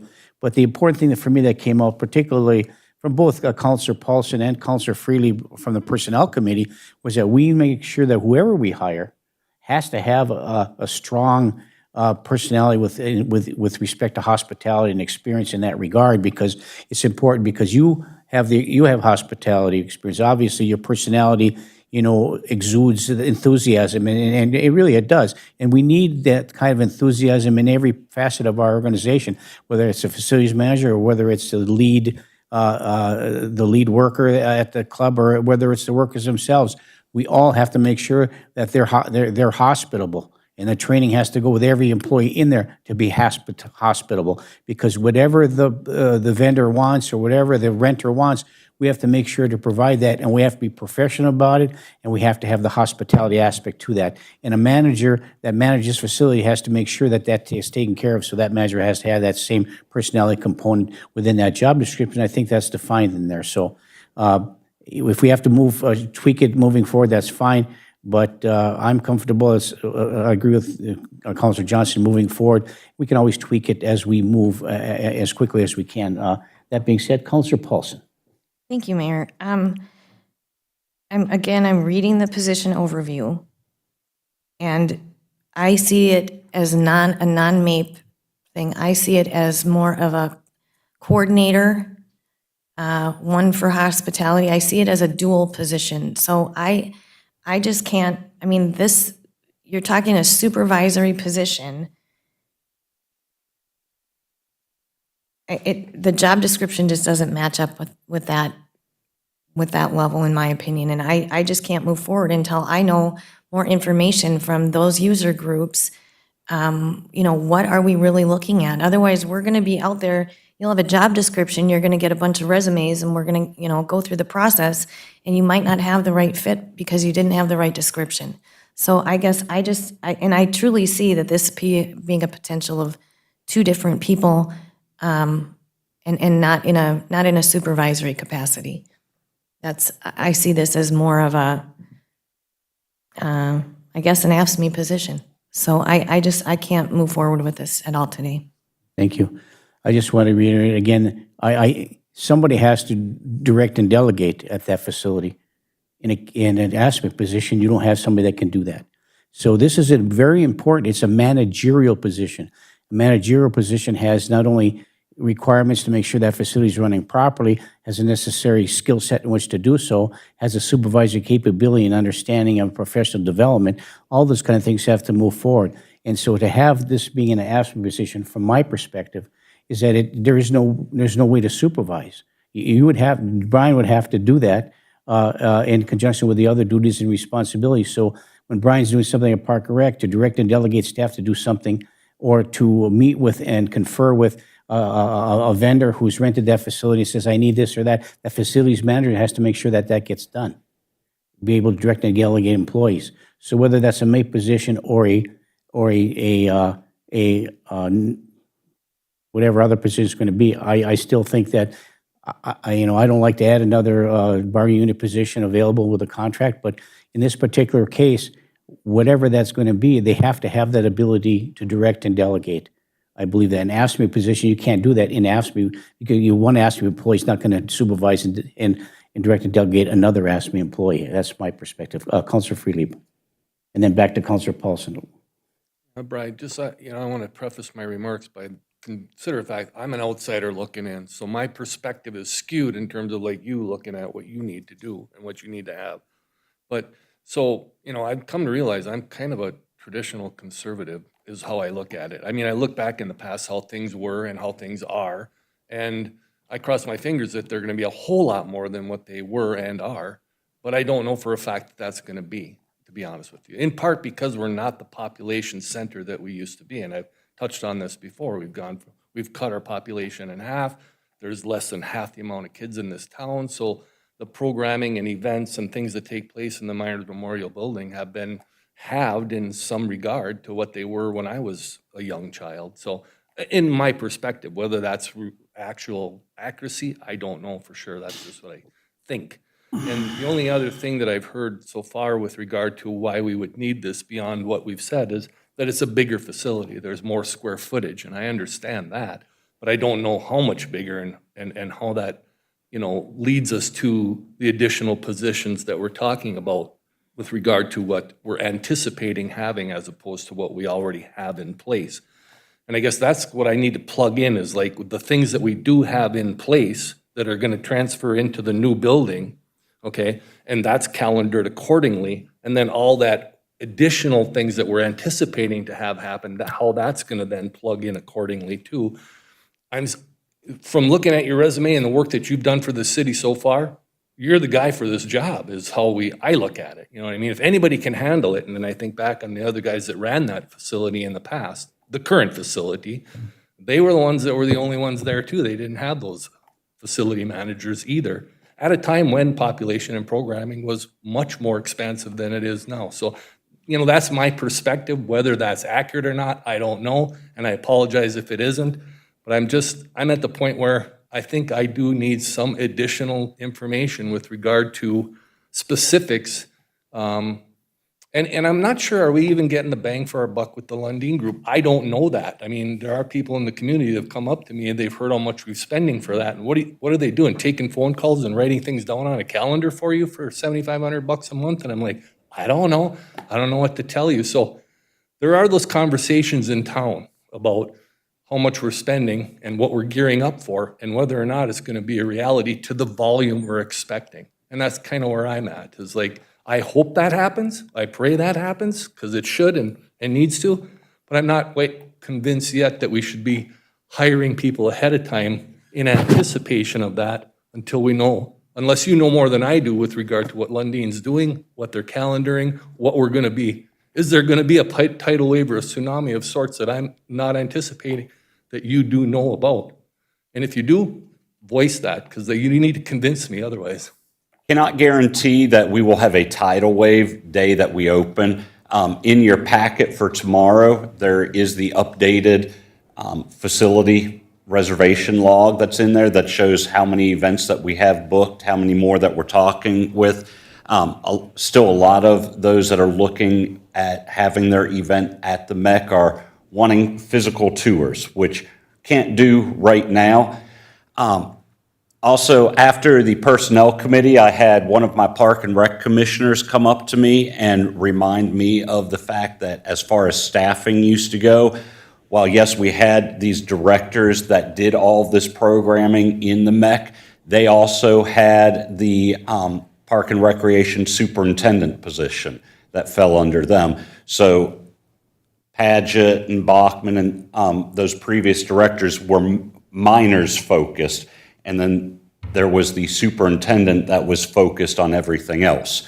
I am trying to have the broad focus of not neglecting our parks, because as citizens have told you and other counselors, our parks are drastically improving, and that's due to the hard work of our staff, and we want to continue to see that happen. We don't want to just focus on this one building. The Miners is going from an 85,000 square foot building to the MEC, which is a 144,000 square foot building. So we're nearly doubling in size, which is part of the justification for the additional staff, especially the added utility workers. I foresee that once things pick up in the MEC and we have more bookings, that we will be coming before the Personnel Committee with additional staff positions, whether they are permanent part-time positions that eventually grow into full-time positions. I can't guarantee right now, but we are trying to take this as conservatively as possible. The financial projections that were presented to the City Council before we began this project showed the creation of these additional positions. So we're following that model and utilizing my Park and Recreation contacts to tailor it for more of a Park and Recreation job description and organization of the department as opposed to a consultant's. Thank you. Before, I know you've been patiently waiting, Councilor Bear, but let's go back to Councilor Paulson once again, so your thought process can continue, and then we'll go to Councilor Bear. Councilor Paulson. Thank you, Mayor. I've got, Brian, I've got your position description open, and I think it would be very valuable for the rest of the council to have that position forwarded. If that could be done, I would greatly appreciate it, because, and I'm not, we all, obviously all know that the position is needed. I mean, something is needed. I just am not convinced that it's one person. It might be a split duty depending upon whether it's a maintenance type of a situation or if it's a hospitality. I'm stuck on that portion of it. I need to vet that out a little further. But if I look under the responsibilities of the Park and Rec Director, they almost mirror the essential duties and responsibilities of the new position. So something has to change. Either your job description needs to be changed and updated, that isn't, you're not going to be, that heavy into the minors or to the MEC, and you're going to be focused more on park. But when I read both of these and I look at the responsibilities and the duties and then the management responsibilities with the new position, those responsibilities were already within the Park and Rec Director position as we outlined it in 2018. So something, in my opinion, needs to change, because you can't have overlapping of the same job description for doing the same duty. So I guess that's where I'm not comfortable. And if we could take a little bit more time, I would rather get this right than just to rush into this and say, okay, yeah, we can change it as we go. No, I would rather have it right first. And that's where I'm coming from. And I guess I would encourage all counselors to read those job descriptions as well as our a custodial, because I think that might need to be updated for, and again, this goes back to part of our discussion at the table of the Personnel Committee, was those updating on those job descriptions, because it seems when I read Mr. Judge's job description, he's doing a lot more different work at the actual minors than what's in his job description. And then it was hard for me then to do a comparison as to what we're asking him to do going forward, moving him up into that flow chart differently. So to me, this just needs to be tightened up and a lot clearer. Thank you. Thank you. Run really quick. I know that job description is mirrored. I read both of them. I read all the job descriptions except for the custodian one. I didn't review that. But the purpose of this facilities manager, he works under your direction. Has to have the same authority that you have when you're not around. You oversee everything. That individual will, he or she or whatever group, will be overseeing the minors itself. And they have to have that ability to have the same authority that you have within the confines of the minors, within that parameter. So Councilor Bearable has been patiently waiting. Councilor Bearable. Thank you very much. I think if we're going to do this, enough messing around with these single committees. We need to do a committee of the whole on this job description portion if we're going to do this. I am 100% believe, from what the things I've been to over my career as a pharmacist and all the big conventions I've been, you got to have a facilities manager for these big places and events. You got to have somebody overseeing that. We used to have a park superintendent, Red Orenberg used to be there. We still had a superintendent for the minors building. There was 3 different ones that I've been on this council around for all the years that I've been there. And it worked out fine until we decided to cut back because we weren't doing as much work. We're going to have more work now as this progresses. We can't be there and look back and look at the facility from 30 years ago. We got to look forward at what we're going to do and how we're going to accomplish what we have with what we projected and from all these meetings we had with these big corporations, et cetera. We need to have a drop dead date for this hire if we're going to hire, because there's training that has to occur. I don't care what kind of job training they've had in the past or where they've come from. If they've come from a big facility, this is a whole new facility that they'll have to learn from top to bottom. And that's not an easy thing to do right off the bat. So you can't wait until the last month to hire somebody. You got to hire them earlier. If they got ideas for the Lundin Group, let them push them forward. I believe once this happens and the first events come out, and if they come off like they should, you got to have the right personnel to get them to come off to begin with. If you don't do the right things in the first couple of months it's open, then it's not going to fly the rest of the time. You got to have it opening with everything, dry runs, et cetera, for everything from caterers to whatnot, some dry runs in this facility. It's going to be beautiful, and people are going to come. I know that from back doors I'm hearing, But you're right, Brian, they need to see part of the facility finished before they're going to commit. But I'm hearing rumors of people really want weddings back in this town, they want other things in this town.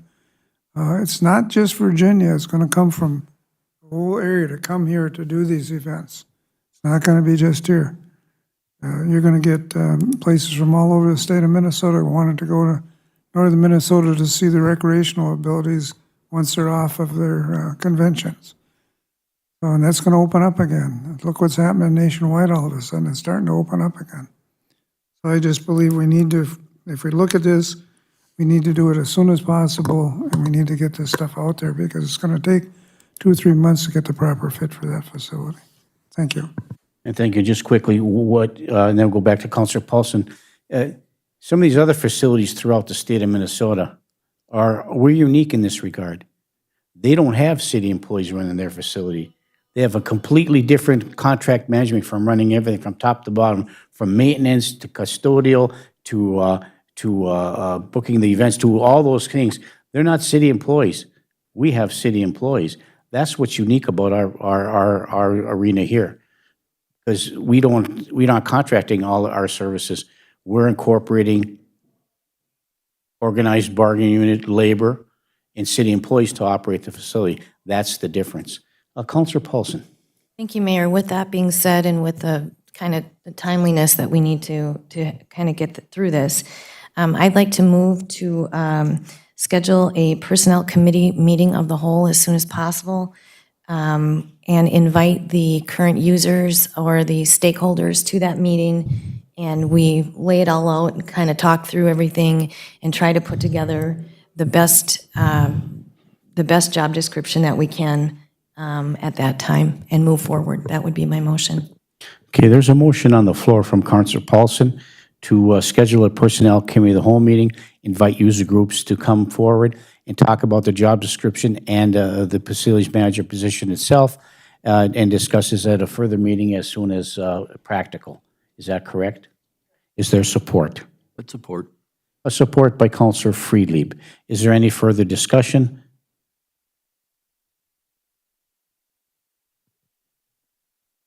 Sherry, did you have something else you want to add? Okay, no one else?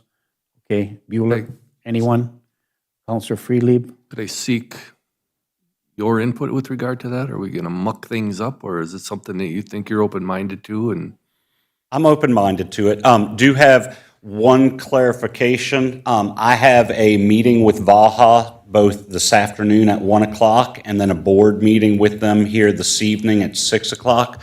Are there specific things that the council would like me to seek their input in on this at this point so I can get their thought process going in that way before we have a sit-down conversation regarding this job description? Well, I don't have any problem. I mean, you don't want to do this universally, but I don't have any problem you showing them the proposed job description and having them to take a look at it. But Councilor Paulson. Thank you. I don't have any specific questions, but I think it would be good to have a whole group, the whole user group together assembled, and that way they can brainstorm, we can all brainstorm together and come up with something. I think that that's advantageous. So I would be more comfortable having it all done together, but I don't have anything specific right now to have you bring forward for this afternoon and evening. Okay, but I can share the potential job description with them to get their gears turning in that direction. I don't have a problem. Does any staff, any issue with that? So for me, it's about when we schedule this meeting, and as Councilor Paulson is requesting, that we invite all the user groups. Not going to happen in the morning. You're not going to be able to get these user groups here during the day, and many of these user groups aren't going to be able to come at one time. So if we're going to schedule something, we have to schedule something in the time frame we get the most of them to attend. Because I personally don't want to have 3 or 4 different meetings. Let's just get the input in here and move forward. So that's kind of the way I look at it. Anyone else? Councilor Paulson? I guess I would think that if it's important for those stakeholders to be here, they would arrange for a time schedule to be here. And I don't know if mid-afternoon, 3:30-ish, that does not work. Because we've been meeting as a design team at 3:30, pretty much 4 o'clock consistently. So and some of those people can, We'll discuss with the stakeholders what time. We'll try to find a good, happy medium time for yeah, everybody. I just think it's that vital and that important, so thank you. Yeah, and if you want to schedule for the afternoon, that's fine. I am just not available, except on Friday afternoon, because I have other meeting commitments throughout the week in the afternoon. But if you want to hold in the afternoon, that's just fine. I don't have a problem with that, so. All right, thank you. Which stakeholders are you specifically wanting us to target? Obviously, Vaha, I'm going to assume also the school. Are there other stakeholders that pop into your mind that we should bring to the table? Who currently utilizes the facility? We've got various different renters that utilize the facility. Vaha and the school are the two largest renters that we have, just due to ICE components. The other person I was potentially thinking, because I don't think we want to invite every single person that rents in the building to the table, but maybe Beth Pierce from the Tourism Bureau. Well, you got the Home Boat and Travel Show people. Those are big events, so those are user groups. So if you're gonna target one or two, you might as well send out a notice. Anybody interested, come to the Personnel Committee. If you want to use this facility, you want some input with respect to the job description and the facilities manager, come to this meeting. That shouldn't make any difference who shows up to target any specific group. Just put out the notice and send emails out to those who we have identified. I mean, I think there was stakeholder emails that went out in 19 and maybe in 20, so I know that list is I've got fairly it. large, I Yes. know. And I'm sorry to bring all of that in, but I truly think it's important. We need to understand, like, what are your needs? And then how does this person try to, like, do we need to break the position into two? You know what I'm saying? Like, is one more facilities oriented where, you need to know audio visual and you're getting, your last minute wedding people, I'm having a hard time understanding how one person is going to accomplish all this. And I know you've done a great job of it so far, but I'm just trying to understand what we really need. And I think bringing those user groups forward, even the figure skaters too, what do you need from start to finish? What does that look like? And their length of time now, I think, is going to be changing as well. So I'm thinking ice schedule, that kind of thing. If we are going to do the bumper cars, what is that going to look like? I feel like we're just throwing this out there prematurely, and that's why I really would appreciate us doing this. So thank you all for obliging me. From my perspective, I'm ready to go right now, but I understand where you're coming from. So Councilor Johnson. Maybe part of that would be an option that they could submit in writing if they're unable to attend, that anything they submit would be referred to us or sent out in an email or some way, just so we're to the point of not being able to come in. And if there's already that I remember that email database, and maybe we even put on the Parks and Rec Commission written comments can also be accepted. I think it's a valid point, and looking at maybe Brian maybe it is two MAPE positions. I just, the whole point of it being MAPE is the designation and the hours. Once we hit 40 hours, ask me, the rules change, and being able to have somebody who can be there in the morning for 4 hours and in the evening for 6 hours is I think part of what you're referring to, and making sure we get that right away. So I would just ask for that to be an option, that there be submitted written. Okay. And I wouldn't say that it's the hours that make it MAPE. It is the supervisory component of this position that makes it MAPE. Overseeing the concession stands and the concession stand staff, overseeing the programming staff that we're going to need to add, being able to give direction to the utility workers of, hey, this wedding now needs to have the room rearranged because what they told us initially is not meeting their needs, or we have an event that is added last minute and I'm away, that they're able to call in staff so that we have adequate coverage for things. That, in my estimation, is what makes it a MAPE position, not the hours. Okay, it's been moved and supported. The hours are an important factor. And that is with the AFSCME positions, it's 40 hours a week and you have to give them a schedule, set schedule. We can't give them a weekly schedule. So that is but there, I think along with Julianne, I think I'm getting what you're saying, Julianne. Maybe it is 2 positions and maybe it's a split AFSCME and MA position. And it may be one position to start with, but a year down the road, we're dividing that position into 2 positions. Because I guess I'm coming at it kind of from the same position that Councilor Friedlib is, that I'm a little on the conservative side. I don't want to be coming to the city council going, I want 2 more positions and it's going to blow the budget up this much more, and we don't have the revenue generating at this point to support those 2 positions. So we may need to lump it all in with the intention that as the programming and the rentals increase, that within a year or 2, we're going to take this 1 position and it's going to turn into 2. From my conservative standpoint, financial look at it, that is kind of the direction I'm going at with it. Okay, it's been moved and supported to schedule this meeting. Would you read the motion back again, Pam, please? Moved by Counselor Paulson, supported by Counselor Friedlieb, to set a personnel committee of the whole meeting and invite the user groups to attend to discuss and review the job description for the MEC facilities manager position. You're very good. Is that correct? It's been moved and supported. Is there any further discussion? I just have one point here, is that if you don't do it right the first time, we're going to be in trouble. Because if people are dissatisfied when they rent the facility, it's going to put a black eye. So I think we're crossing the T's and dotting the I's are important. So it's been moved and supported. Is there any further discussion? Hearing and seeing none, all those in favor signify by saying aye. Aye. Aye. Opposed? Motion carries. Thank you. Thank you very much, Brian. And the next Great item on the agenda discussion. that relates to Brian is the MEC, approve increasing recreation staff to add 2 utility worker positions at the MEC, and this comes from the Personnel Committee again. Okay, let me open it up to the Personnel Committee members first as what we discussed. First, Councilor Freely.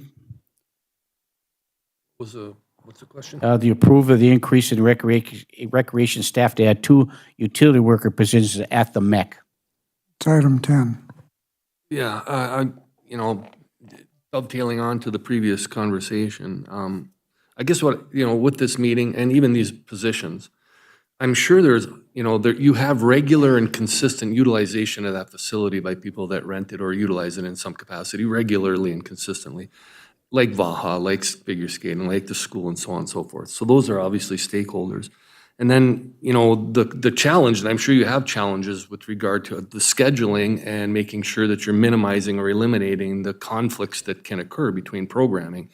And there's an anticipation that there may be even more conflicts that will be forthcoming. And I guess to some degree, I'd like to hear some of the voices with regard to the kinds of conflicts that have arisen and how you've been able to prioritize those accordingly to accommodate those user groups and keep everybody as happy as possible. And that's going to be an even larger task and responsibility in the future. So again, tied into that with the anticipation of increased volume of activities and events and so on, I'm not closed-minded to the needs that we'll have. But again, I'm just wondering how soon this needs to be done as opposed to seeing what's going to be as opposed to what our anticipation is to be, if that makes sense. Okay, before you answer that, Brian, we discussed that at the Personnel Committee meeting. And the issue for us is that, we all have reservations about what's going to be the performance and what's going to happen in the future. We don't know what's going on. We want to be conservative in our approach. And in a lot of instances, maybe that's an approach we need to take moving forward. I think from our last discussion, that came out of our last discussion. But in this particular case, you're going from an 84,000 square foot facility to 144,000 square foot facility, and we don't have contract people doing the maintenance. We have city workers doing the maintenance.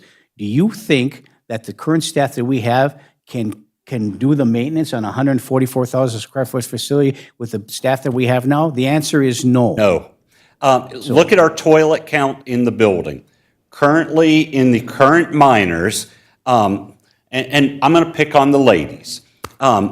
In the minors, in the front lobby, you have 4 women's toilets. Going to the south room, you have 4 more women's toilets. You're up to 8. In the north room, 4 more women's toilets. In the south room, you have 2 women's toilets. 10 women's toilets. That is 1 restroom in the MEC. We have 3 restrooms, so we're going from 10 to 30 women's toilets, not counting men's toilets, not counting changing locker room, shower changing locker room areas. So the housekeeping portion of this is going to greatly increase. So are the amount of windows and surfaces to wipe down, in addition to locker room size and number of locker rooms that we have that will need to be cleaned on a regular basis. The addition of these 2 staff not only will allow us to increase our staffing to accommodate those needs, but it also, in effect, is taking care of our existing staff by providing them a better work schedule that is more appealing. As you know, over the past years, Park and Recreation has had a revolving door for its positions. You look at the positions that we have created in the past that people from outside are hired into. They are those very, very unattractive positions as far as the work schedule goes. We have 1 person during the ice season that works. Their work week is Wednesday through Sunday. So they are working every single traditional weekend. We have 2 other people that are working Sunday through Thursday, 2 other people that are working Tuesday through Saturday. So the Park and Rec staff or the minor staff never has a traditional weekend, which is a grievance that, or a gripe that our staff has voice to us, but they understand that this is the position that they bid into, but that's why they bid out of these positions as soon as something else comes open, which means we're constantly having turnover.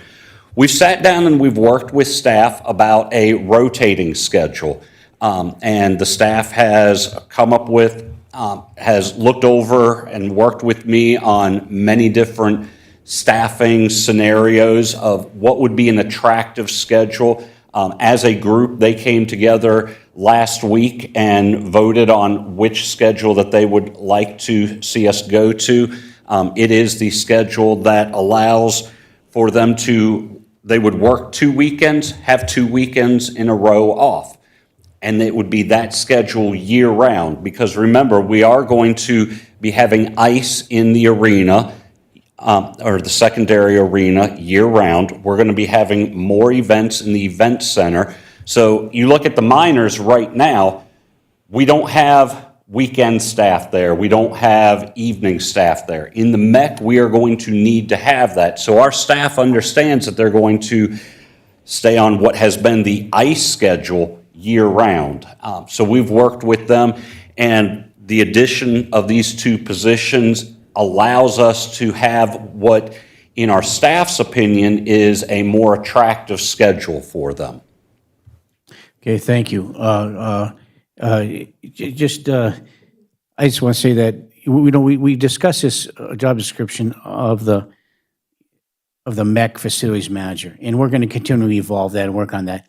But from my perspective, to belabor not hiring these 2 additional staff is it's frustrating, because those staff are going to be needed when this facility opens. We got to have them on board. They have to have them tour the facility. They have to be trained in what they need to do. They have to follow the accommodating schedule. We have to hire these people, getting them on board, have the internal, we have to get these things done. Of all the positions that are necessary in the MEC, these 2 positions are important moving forward. As far as a facilities manager goes, unfortunately, Brian, if we don't come to some kind of an agreement, you're the guy.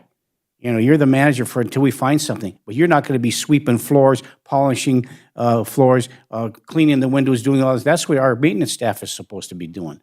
And so our current staff that cannot possibly accomplish that in the time that's needed, particularly when you're having turnovers of events, one getting done at 11 o'clock at night and somebody else wants to schedule at 6 o'clock the next morning. You got to have the staff to get it cleaned up. I guess that's what I'm looking at. Counselor Johnson was here. He had a call. He had to run really quick. He'll be Okay, back. we'll hold him in abeyance till he gets back. Can we, Scott, did you want to make a comment before we go to Counselor Paulson? Scott? Yes, just to add on to what Brian is saying, by not adding these 2 staff members right now, you are going to leave the park with 1 employee year-round. Because what happens in the summertime is that the MEC goes down, so we're able to bring them employees up to the park, and then in return, they're able to mow the grass all over the city. And then in the wintertime, 2 of these employees on the schedule that they have, they only work 1 day down at the minors, and then the rest of the time, they go back up to the park, and they're able to flood the rinks. The reasoning for adding these 2 extra staff is these 2 employees will be able to stay at the park, so there'll be 3 employees up there year-round, maintaining all the grass, maintaining the outside rinks, and also cutting down the trees or whatever needs to be happening pertaining to that part of it. So that's why we're looking for the 2 extra employees, because otherwise your park cannot be, we all know, cannot be maintained by 1 person. Yeah, but the other point that you're trying to make here, Scott, is you want to have consistent employees down at the minors. And Yeah, that's because important, not have to them drag 8 them out. employees will stay down there year-round, maintaining what the MEC needs, and then the other 3 employees will stay up at the park, maintaining all your parks and your grounds and everything else around the city, and your hockey rinks during the wintertime. Thank you, Scott. We'll wait for Counselor Johnson to come back. Counselor Paulson?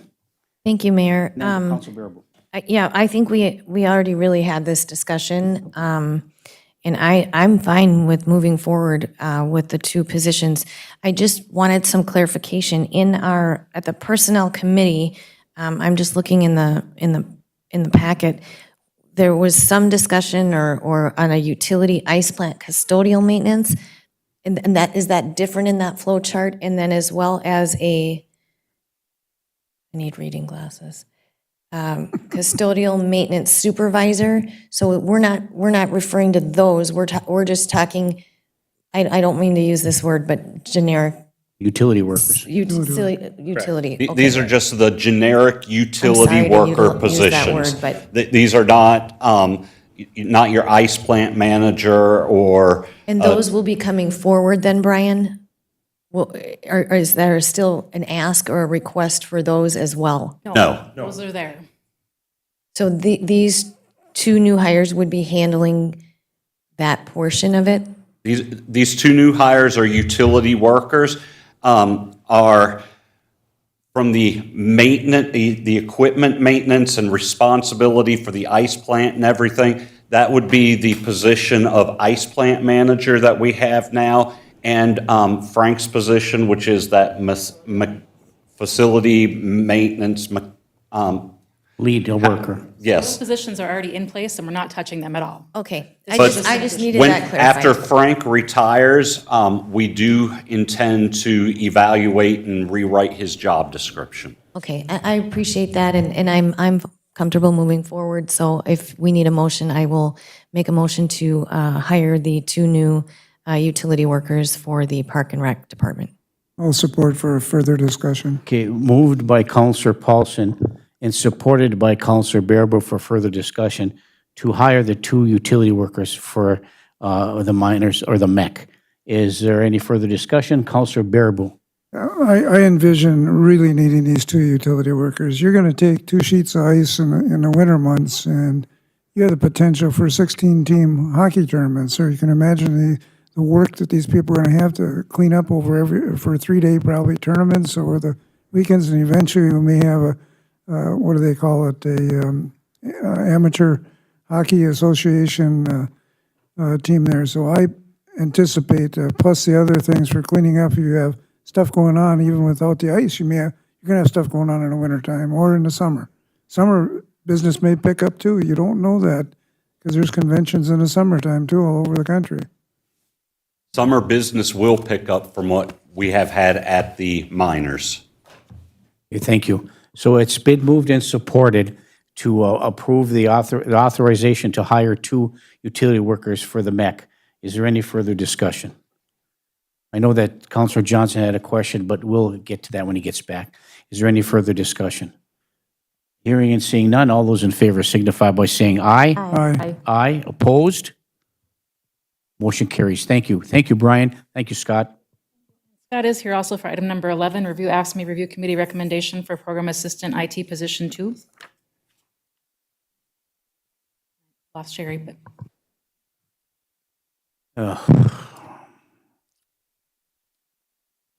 Well, we discussed it at the Personnel Committee as well.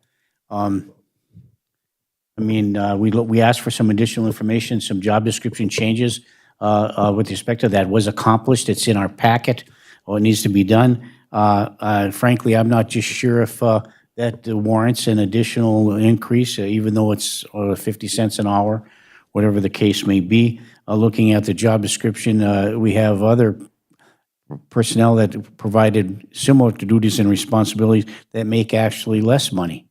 You know, I'm not saying that she doesn't deserve it. I'm just saying that was a discussion. I'm looking at the job description at the Personnel Committee and asked for an update in order to justify this increase. So now we have the update here as requested by the Personnel Committee. So we're here to discuss it at the Committee of the Whole meeting, this request for review of the job description by the employee for the Fire Department. So I open that up for discussion. Councilor Freely. So, Scott, what was the AFSCME Review Committee's recommendation with regard to the letter that was submitted by Mrs. Judnick? Scott? It was recommended by the committee to give her a 50 cents an hour raise. It was justified. And that committee consists of yourself? Yes. And who else? It was me, Joe Dinko, and Megan Hunt.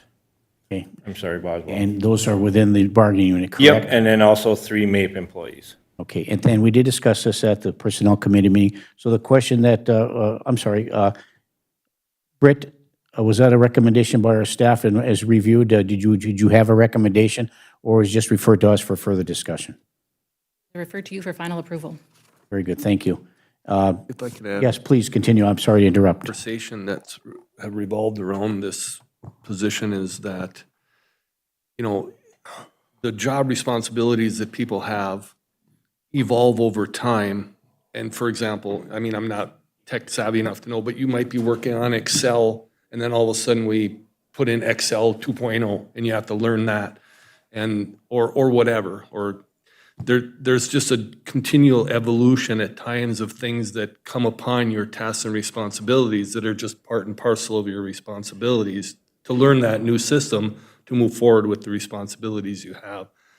And so my concern would be is how many other people are being left out, being provided an additional boost in their salary for other types of evolution type responsibilities that they have as well. Are we opening the door for more letters to be coming from other parts of the city saying, hey, I had to learn this too, and I had to implement this too, and I should be entitled as well?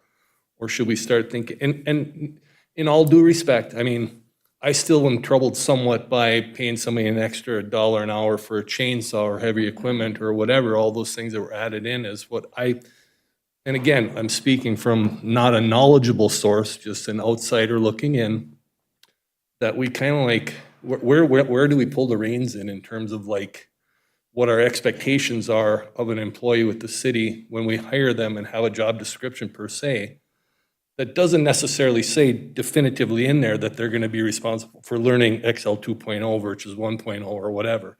That's what I'm a little concerned about is when do we pull the reins in on what we pay extra for when we've already hired you for responsibilities and tasks that are inherent in your job description, if that makes sense. Right, I understand. This is a process that's in our contract that we've been doing, I guess, for many, many years now. They come forward trying to explain to themselves why they would need this pay increase, and that's why we go to the review committee. We have the review committee, we've done 3 MAPE employees and 3 AFSCME employees, and then we come down to the conclusion that are they justified at that time for a pay increase, and then we also meet after to see what the pay increase could be. Because we all know our duties change throughout the years, you know what I mean? And it could open a door, but it doesn't necessarily mean that that's not going to happen. I mean, last year, I believe we had 7 or 8, and I think 2 groups only ended up with a pay increase. So if there's no justification, we will definitely step in and say absolutely not. You know, it's just a process that we have in our contract right now that some people utilize. Thank you. Sherry, did you get to shelf the weigh in on this? I stepped out for a little bit. Yeah, Was this there a is- question?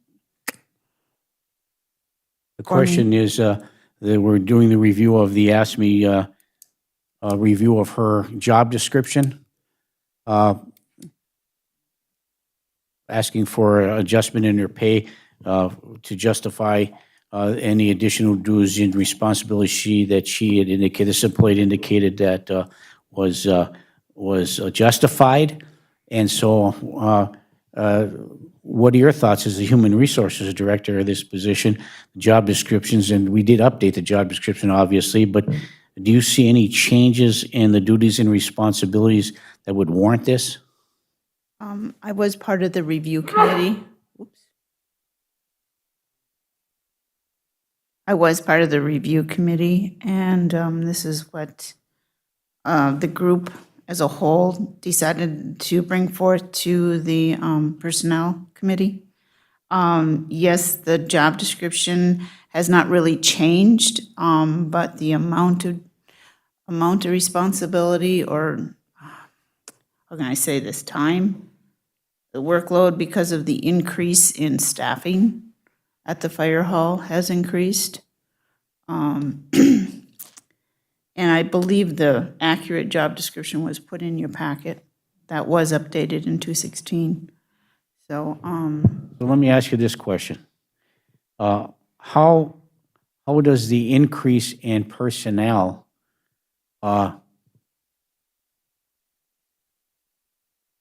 increase the duties and responsibilities that you have? So if you're inputting data for 25 employees and now you're inputting data for 38 employees, does that constitute a 50-cent an hour raise? I guess I'm looking to find out the justification for the raise based upon the duties that from the job description that she did have, or the job description the employee did have, now a request for a review, and now we've updated the job description. It's the same job description, just with some different changes in the language or in some of the IT things. And I know that over historically, from the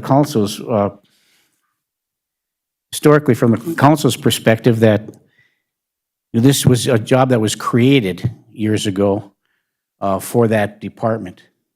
And in order to justify, we didn't have any IT on staff at that time. We do have that now. We have people that takes care of all our computer systems and those kinds of things, even though that's still in the job description.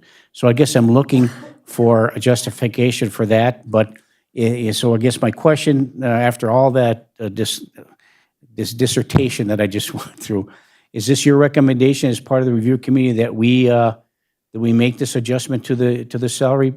this is the recommendation of the review committee, and the MOU, it's no longer an MOU, it's part of the contract, does spell it out exactly how you come to this. So this is the recommendation of the review committee. The review committee, does that involve any of our staff?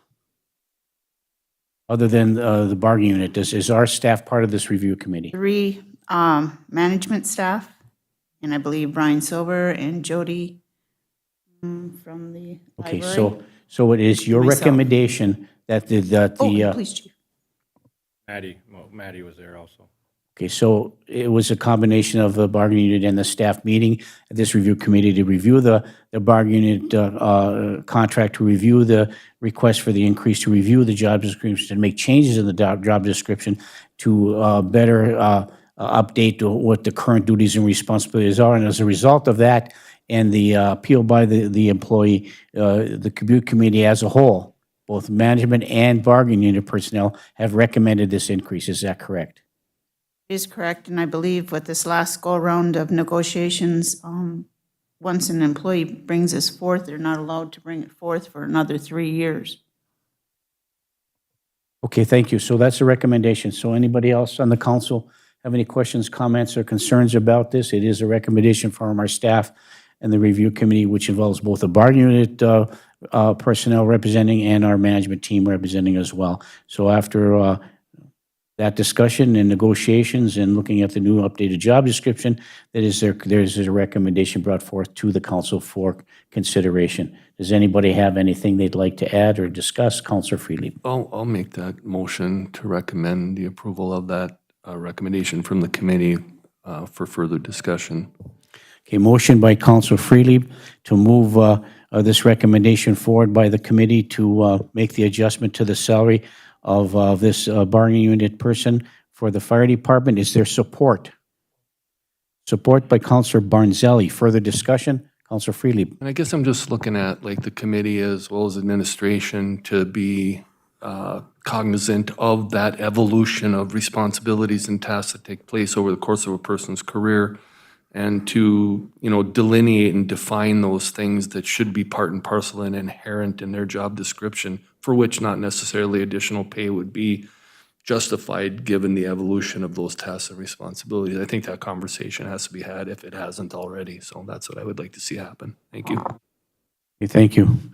So it's been moved and supported to approve the recommendation from the committee to make the salary adjustment based on the job description changes. Is there any further discussion? Hearing and seeing none, all those in favor signify by saying aye. Aye. Aye. Opposed? Motion carries. Thank you. Thank you, Scott. And since Scott here, I did add one more item on the agenda, the appointment for team leader position. We had a retirement of an employee who was also a team leader, so we went through the team leader process, which is in your packet as well, which states that when vacant, a candidate for the position of team lead and team coordinator shall be recommended by the union body with the city council retaining final approval. So Scott held a vote. You held a request for people to put their name in, submit their name if they want to be team leader. The union holds a vote, they held a vote, and they're coming forward with Anders Kolstad as the next team leader. Okay, very good. So that's a recommendation, and the only question is there a salary adjustment for Anders to take that position? So The only salary increment would be when he's on call. Yep. And then also for his duties to show up a half an hour per, every day as they get together and they discuss the morning jobs, which has been ongoing, I guess, for many, many years. Yeah. So yeah, nothing's changing in that aspect of it, no. well, it's nice that he took on that responsibility. So that's a recommendation of the committee and recommendation of staff to appoint Anders Kolstad as the lead worker. What's it called? As a team leader. As a correct. team leader to replace the retiree. Okay, thank you. I'll make Looking that motion on behalf of Anders in the team leader position. Thank you. Motion by Councilor Freely. Is there support? Support. Support by Councilor Paulson. Is there any further discussion? Hearing and seeing none, all those in favor signify by saying aye. Aye. Aye. Opposed? Motion carries. That was the fastest one we had so far today. Thank you, council. Thank you, Scott. I think I did email everybody, but I don't know if everybody saw it. I did order pizzas. They are on their way. Yeah. Because we've got a few items left Yes, here, so I had yes, Chris yes, go we do, and call I and order thank some you stuff. for They should be honoring here it. in about another 15, 20 minutes. Thank you for honoring that request. Yes, So we're yes. going back up to 4 and 5? Back up to number 4. Review the request by St. Louis County to waive blight and street assessments on the 5 tax forfeit parcels. In your packet is the letter from Julie Marinucci regarding these parcels. Okay, very good. It's something we've done in the past and continue to do, and is it your recommendation from staff to continue to do this? We've had a lot of discussion about Yes, this we in the have. past, and it was a have. contentious discussion last time. Mm-hmm. I remember. Staff time does go into preparing these assessments. Yeah. So, I mean, the tax forfeited parcels, I mean, for me, if it's tax forfeited, and the purpose of tax forfeited is to not to have that reoccupied. If it was tax forfeit for the purpose of demolition, I'd understand it. But if it's tax forfeit for the purpose of reselling it to somebody else, another homeowner, and in order to make it more attractive from the county's perspective as they manage the tax forfeited properties for the state of Minnesota, to get this back on the tax rolls, get somebody moved in there, they're going to waive their taxes, and they want the city to waive our tax assessment in order to get them moving forward. Is that correct? That's kind of the way it goes. And so I looking do at have each, a cautionary yeah, discussion. They did a great job, Wendy did a great job of putting together what the actual assessments were. I don't know that we should waive road reconstruction, street turn back, or heat conversion loans at any time, because those were obligations that everybody else paid and normally are transferred at time of ownership to the next person. That's always been the standard. You sell your house and you had a heat conversion loan, the loan goes with the property. And you answered already the question that was coming up next from me, so thank you. Counselor Paulson. Thank you. And I appreciate that, Britt, because that was a concern I had, especially after we saw the large levy dollar numbers. And I think what I want to know is, these are all, sorry, it's sideways, so I turn my head sideways. These are all going back up for auction, correct? Yep. So basically, I mean, either the county is going to just have to take less for that property, or the person buying the property would pay the difference or pay the fee or the assessment. So I would say no. That's where I'm at right now. Thank you, Counselor Paulson. Counselor Bearable, and then on to Counselor Freely. I'm assuming, Britt, that all these pieces of property are not, or have been inspected by the city also. Have they been inspected by the city? They are saleable properties? Yeah, 2 of them are vacant lots. Yeah, I understand that. Yep. I have a huge problem, with waiving these. Those things go along with the sale of property, those fees and stuff. We've never, that I can recall, really waived those.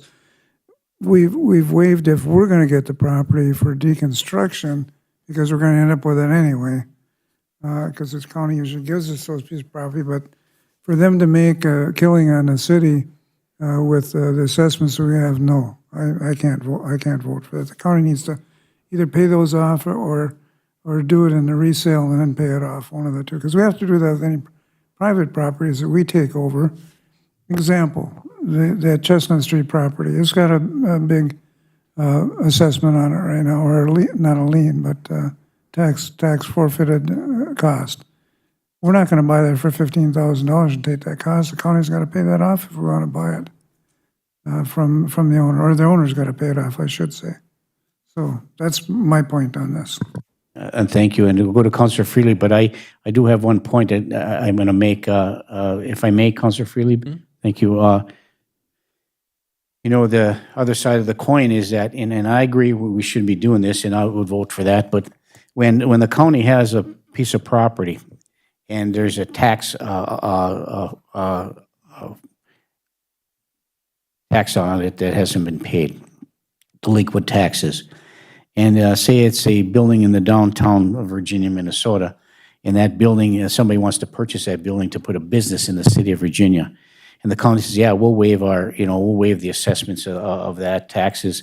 And if somebody wants to build for Virginia, and they come to the city of Virginia, which we've done before, and say, well, we'll waive the delinquent tax of Virginia so that you can put a business in there. So I mean, that's the other side of the coin. So will the county, acquiesce on those kind of things moving forward? I don't know. But they do manage the tax forfeited properties, and the sooner they get it off their tax rolls as a representative of the state, the better it off is for them, and we suffer the consequences of that. And I know with John, we have John and Sullivan in the audience, with respect to economic development, and so I would ask you, John, for your opinion about if you have any comments about when any experience where tax forfeited properties are come to an organization or a city, and they're asked to be waived, whether they're being putting on the tax rolls, like in this particular case, or the example that I had alluded to earlier. Is this an issue for you, or is this an impediment moving forward? Or does it have a ramification on our community? Thank you, Mayor and Council. You're not going to like my answer, but it depends.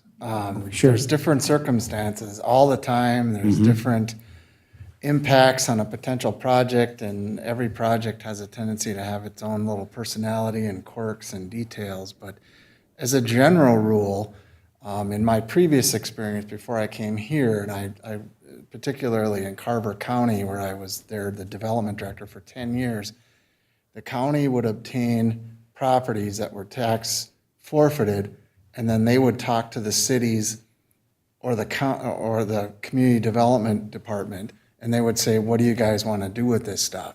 And we'd look at it on a case-by-case basis. And if somebody wanted to put a business in there and it was 3 years, taxes hadn't been paid, they'd try to come up with some kind of a decision. Nothing was consistent. I'm not saying that's good, bad, or otherwise. It just, things were negotiated out. Generally, you don't want to get yourself in a policy as a city where, we're just letting everything go with no taxes and it's on our dime all the time. I mean, that sets bad precedents in my opinion. So hopefully that helps. It does. Thank you very much, John. Councilor Paulson. Thank you. The only question I would have is, underneath in our packet is the letter from the Virginia Public Utilities, and there were 3 parcels that they have agreed to waive their portion of their. I guess I'm curious as to know why those properties and what identifies those and makes those different. That's a very good question.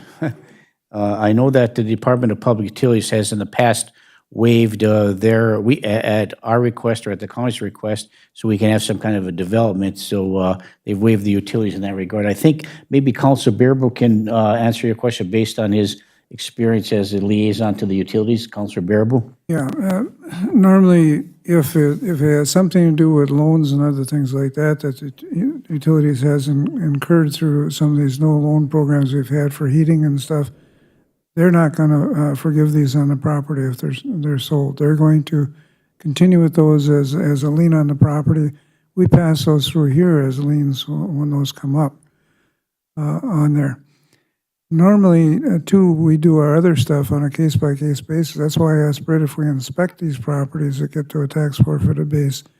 Because the county wants to sell these, and we have an agreement with the county that our inspectors can go in and look, and if we feel they're condemnable, we won't allow them to be sold by the county, and we have an agreement with the county. So we do look at these properties on a case-by-case basis, John, when it comes for the county, when they put them back for sale. And they also ask us if we want these properties, if we have any use for them. 9 times out of 10, we don't, because it isn't there for us to do things with, because it might be in the middle of a residential area or something. So we do these, but no, the utilities won't waive some of those fees, and they go through their committee, and we have a chance with the minutes to look at that. We've also go through and approve all the liens that they put on, so that's their position. Yeah, they're going to waive 3 because they're buildings. The other 2 are vacant lots, so there wouldn't be a waiver of that. So that would be for us. So what is the recommendation from? Mayor, just. I'm sorry. Go kick. Just one more point. Go ahead, and then we'll go Julie, to and Councilor I Freely. forgot. They do waive sometimes. Yes. The utility fee, but they won't waive one where they borrowed money from the utilities. Those they don't waive. Right. That was right. They do waive utility fees at times. Councilor Freely. And I don't want to perseverate much longer, but the way it's kind of a rock and a hard place type of thing, because we do need development in this city. We would like to see these properties redeveloped in some fashion, to be repurchased and redeveloped. But those outstanding taxes and assessments actually become cost prohibitive to people to invest in those or move forward, and oftentimes seek to have that removed in order to then go forward with their project or whatever. So I think that's part and parcel why the county's looking at it, is like, let's remove that, which may open the opportunity for people to actually then not find it cost prohibitive to take over those properties. And then again, should we be aligning ourselves with the public utilities when they've already acquiesced to doing it on behalf of the county and anybody interested in those properties? It's kind of like one hand is not helping the other, so to speak, to be able to move forward with the redevelopment of those properties. So it's a tough decision. But I think we're in tough times here in Virginia, and there's a lot of old housing stock, and some of these tax forfeited properties are attractive to people because they're a low-cost investment, but you top that off with the additional assessments that come with it. It puts people off in terms of pursuing a project that they might have in mind that would benefit us over the long run, though, however. So it's a tough decision to make on my part. Thank you, Councilor Freely. And I think a point is to take as well as we consider this, by the county taking the property, say it's a private residence, which is in here, and so utilities waives their fee, the county waives their fee, waive our fee. Who's going to buy that parcel? Who's going to buy that parcel most likely? A rental property, because they're going to get it cheap, and then they're going to, we don't have the rental code ordinance yet, but we do have the building ordinance and those kind of things, but still, they're going to take that property. So is a single-family person going to benefit from that? To get that tax forfeit, probably do the minimum, I'm not saying it happens in every case, but do the minimum to get by in order to glean a benefit from that and take advantage of that. I know we have enough of those kind of properties historically that have been purchased as a result of tax forfeited properties with no assessments. And there's been a time, I think, recently where somebody did come to us and say, I want to put a business together, I want to buy this home, but I would like you to waive these taxes, and then I will invest. And we did waive the taxes, and that person did invest, and it continues to move. So there is a positive sometimes that comes out of that. But, like I said, it's a double-edged sword. So for the vacant properties, I don't have a problem with it. But for the properties that could be put back on the tax rolls, I think that we should, I'd like to see us not waive those fees and then see what happens in the future. Maybe somebody will buy the property because the other two fees are waived. If they want to come to us and talk to us about that, we can discuss it, as John had indicated, sometimes on a case-by-case basis. Councilor Paulson. Thank you, Mayor. And from what I'm looking at this list, there's actually just 2 parcels that are underwater. The rest of them have plenty of cush. So that's what I'll leave it at. All right, thank you. So I guess we've had some discussion. Again, we need to make a decision, and so it's a challenge. But I think as far as I think I hear from you, Britt, that it might be worthwhile for us not to waive the fees, at least on the properties that have a structure on it. I wouldn't waive the fees on any of them. On any of them. Okay, so that's. You're correct. Last time we had this request, the gentleman came forward, he was buying the parcel to put a garage on, and we said, if you build the garage, we will waive the fees, but you have to get a building permit, and it's got to be this much value of the building permit. And he did. And he did. Because he lives right across the alley from my brother. Again, we do have that ability, if we say no to them, we have that ability to negotiate with the landowner if they buy it. What's your plan? What are you doing? And if you do this, then we can talk about waiving your fees. Okay, But again, I caution doing any road reconstruction waiving or any heat conversion loan waiving, because at this time where we're going to start doing another round of assessments, I don't know that that's a good form right now. Well, I would support your recommendation, so I'm looking for some council action. I would make a motion then to deny the request by St. Louis County to waive the blight and street assessments on those 5 tax forfeited parcels in deference to looking at them individually as time comes up for somebody having an interest in them. Okay, thank you. Did you get that motion, Pam? Is there support? I'll support that, Mayor. Yeah, support by Council Paulson. Is there any further discussion? Council Baraboo.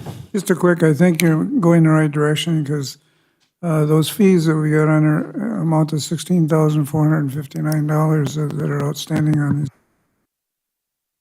So I think you're going the right direction with this. Do it on an individual basis. Okay, thank you. Moved and supported. Is there any further discussion? Hearing and seeing none. All those in favor signify by saying aye. Aye. Aye. Opposed? Motion carries. Thank you.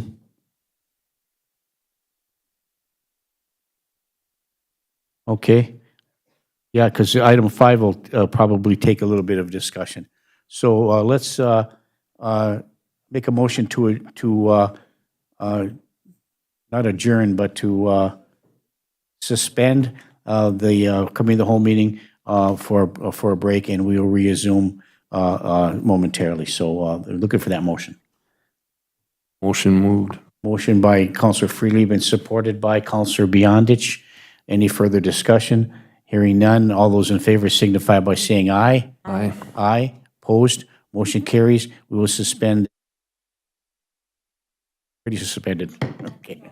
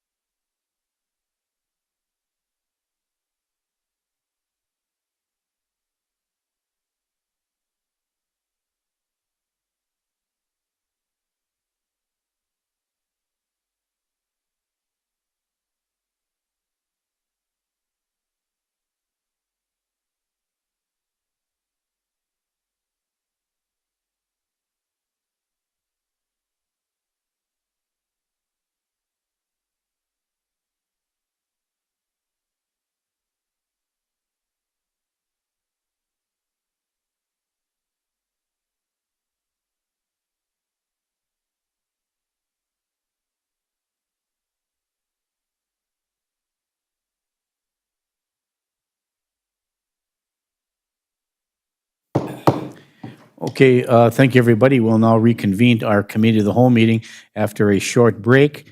We'll move on to the next item on the agenda. Britt, would that be item 5? Item 5, review purchase agreement for property located at 224 Chestnut Street. Do we want to proceed with the purchase of the property at 224 Chestnut Street? Okay, so this is the 224 Chestnut Street, which is the old Mansell Range Music. We can say that because it's abandoned, and it's carryover from our March 16th, 2021 Committee of the Whole meeting. And we have in your packet the information. There was an offer that was made and accepted, right? On the city approving it through resolution and signing the purchase agreement. Very good, thank you. So we'll open that up for discussion. Councilor Paulson. Thank you, Mayor. After we had some discussion on this, and I did some digging on the parcel code, and that property has been in tax arrears since 2018. I called the county and had a discussion regarding, I called the assessor's office, I believe. I had a discussion with someone in that office there, and there had been several attempts to contact by certified mail. All the mail has come back with what they are basically saying is that without intention to pay those taxes. According to the time frame in 2021, if those taxes are not paid, it will go into tax forfeiture already. So I do not feel that that this would be a prudent decision on the city's behalf because it's going to need to be demolished anyway. If it goes tax forfeit, the county either A, has to deal with that, or we would have to negotiate with the county for whatever the low dollar amounts are that we've negotiated with the county in the past. But I guess I'm just kind of curious. We went from having a discussion about the gentleman that was emailing the city about the 2 city parcels to a discussion, and that gentleman was interested in that property himself. And then we jumped right into a discussion that the city should be buying that without having any kind of development plan or economic development plan for that, or an actual true business entity that was coming forward requesting the city to go forward or take an interest in this. So I'm really curious as to how we made a jump from some gentleman's email coming forward to buy the parcels on the right or left from the city, and himself purchasing that private property, to us jumping into, now we want to write up a purchase agreement. And the fact of the matter that we didn't have those taxes in front of us when we were having this discussion is again concerning to me. I would just like to say in the future that if things like this come forward, that they come forward to the council with a plan, because if there's no plan, it just doesn't make much sense to even have our John, you went and took the time to do a tour of the place, I'm assuming. Our city attorney took the time to draft the purchase agreement. And if we all would have looked at the taxes, knowing that it's going to pretty much start the ball rolling in 2021, which is now. So at the end of 2021, it will start the ball rolling on tax forfeit of that property. Thank you. Thank you. And just a quick tag on to what you said, Councilor Paulson.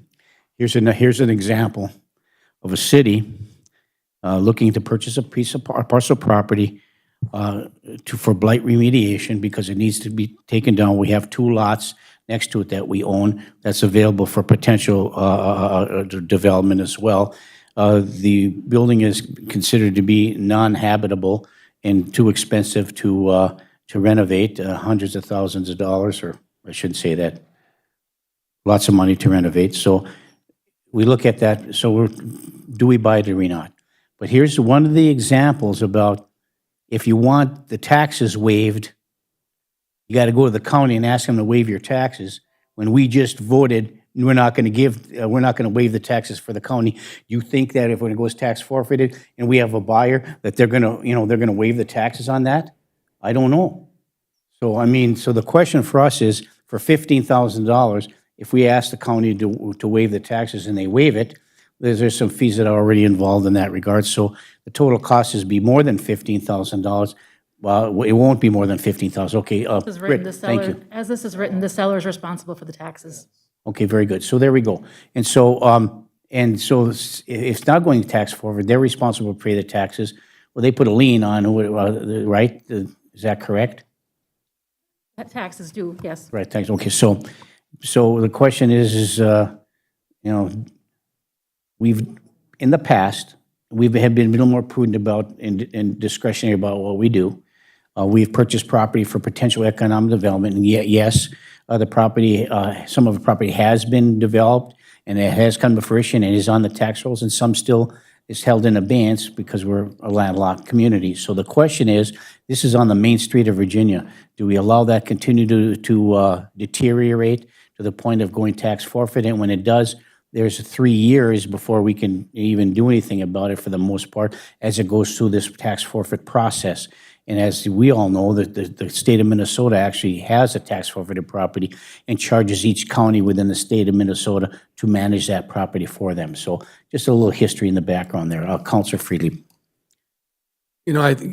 We all talked about how we're pit locked or landlocked in the city, and we have very little room for expansion and so on. And we talk about the revitalization of Chestnut, which has begun. I mean, we've already begun that. There's been a number of businesses that have updated and upgraded, and it's starting to look better in certain parts of the city or the Chestnut Street. I did talk to John one day too, and he mentioned the fact that as we move forward with the public safety building, there are going to be displaced businesses along the Second Avenue corridor as well, and the potential exists then for offering them some property on Main Street to relocate their businesses there potentially. Not to mention the fact that there may be even some revenue that could be generated from the unsold inventory in that building that's been abandoned through auction of some sort or whatever. So, we've invested in other properties that as yet have to be developed, but they're not on Main Street. And Main Street is critical and essential to this city. And I think that given the price, what we've paid in the past for other properties and what this is being offered for, it seems a reasonable purchase for the city to at least have the control of those essentially 3 adjacent lots for potential further development right on Main Street, and to potentially encourage those soon-to-be possibly displaced businesses a new home for their offices or their buildings or whatever. So I'm not opposed to this. I mean, I really think that there's some potential for something new to be created and developed on that spot in downtown Virginia that would be beneficial to all of us. Thank you, Councilor Friedli. Councilor Johnson. First of all, I appreciate all of your understanding in my needing to leave and come back. So can the current sellers, even though if it's in tax forfeiture, can they still sell the property at will? Or where does that leave us? My concern is that if we don't act, then they can sell it to somebody, and and whatever happens with the taxes is out of our control. And then 3 years down the road, they're still in tax forfeiture, and we have to go through the process again. And then 3 years down the, I really don't want to buy more property that we're not going to use. But I also, that particular building stands out because there is a vacant block on both sides. And my understanding of why it came up so suddenly was, here's an opportunity to stop that process from being prolonged. And now we have several hundred and some feet of sellable land that's buildable, basically with prime real estate in Virginia. So I guess that would be my only thing, is I'd be concerned that if we do nothing and wait for the process at any point until the county process is complete, someone could step up and say they're going to purchase it for whatever, $50 more or something like that. And now we are unable to move forward with potential development. And trust me, we have several pieces of property that in hindsight, I could have made a better decision on for the citizens. But I think we need to take care of this particular one downtown, knowing that we can cut the timeline down, as it were. Thank you, Mayor. Thank you, Councilor Johnson. Quickly, before I go to Councilor Beyondich, thank you, if I may. If a private citizen was to buy that property, made the offer of X amount of dollars, and the property was sold to that person would come to the city and say, I want to build something there. Would you help me demo it? Okay? So whatever the demolition costs are, whatever those might be, the city may consider allowing that, as long as you have a project development agreement, to build something there. So the question would be, if a private citizen was to do that, with the city owning 2 lots, how would that work? Would we convey that property over to them as a business development like we have in the past? Or do we make them buy that piece of property for tax forfeit purposes? I mean, for, whatever the market value is at that time? I mean, that's something to consider moving forward. So if a private citizen was to buy, they would likely have to demo that building. And so would a private citizen, the question for me is, would a private citizen actually buy that building and ask the city to tear it down because it's not bearing the expense at X amount of dollars plus the demolition costs?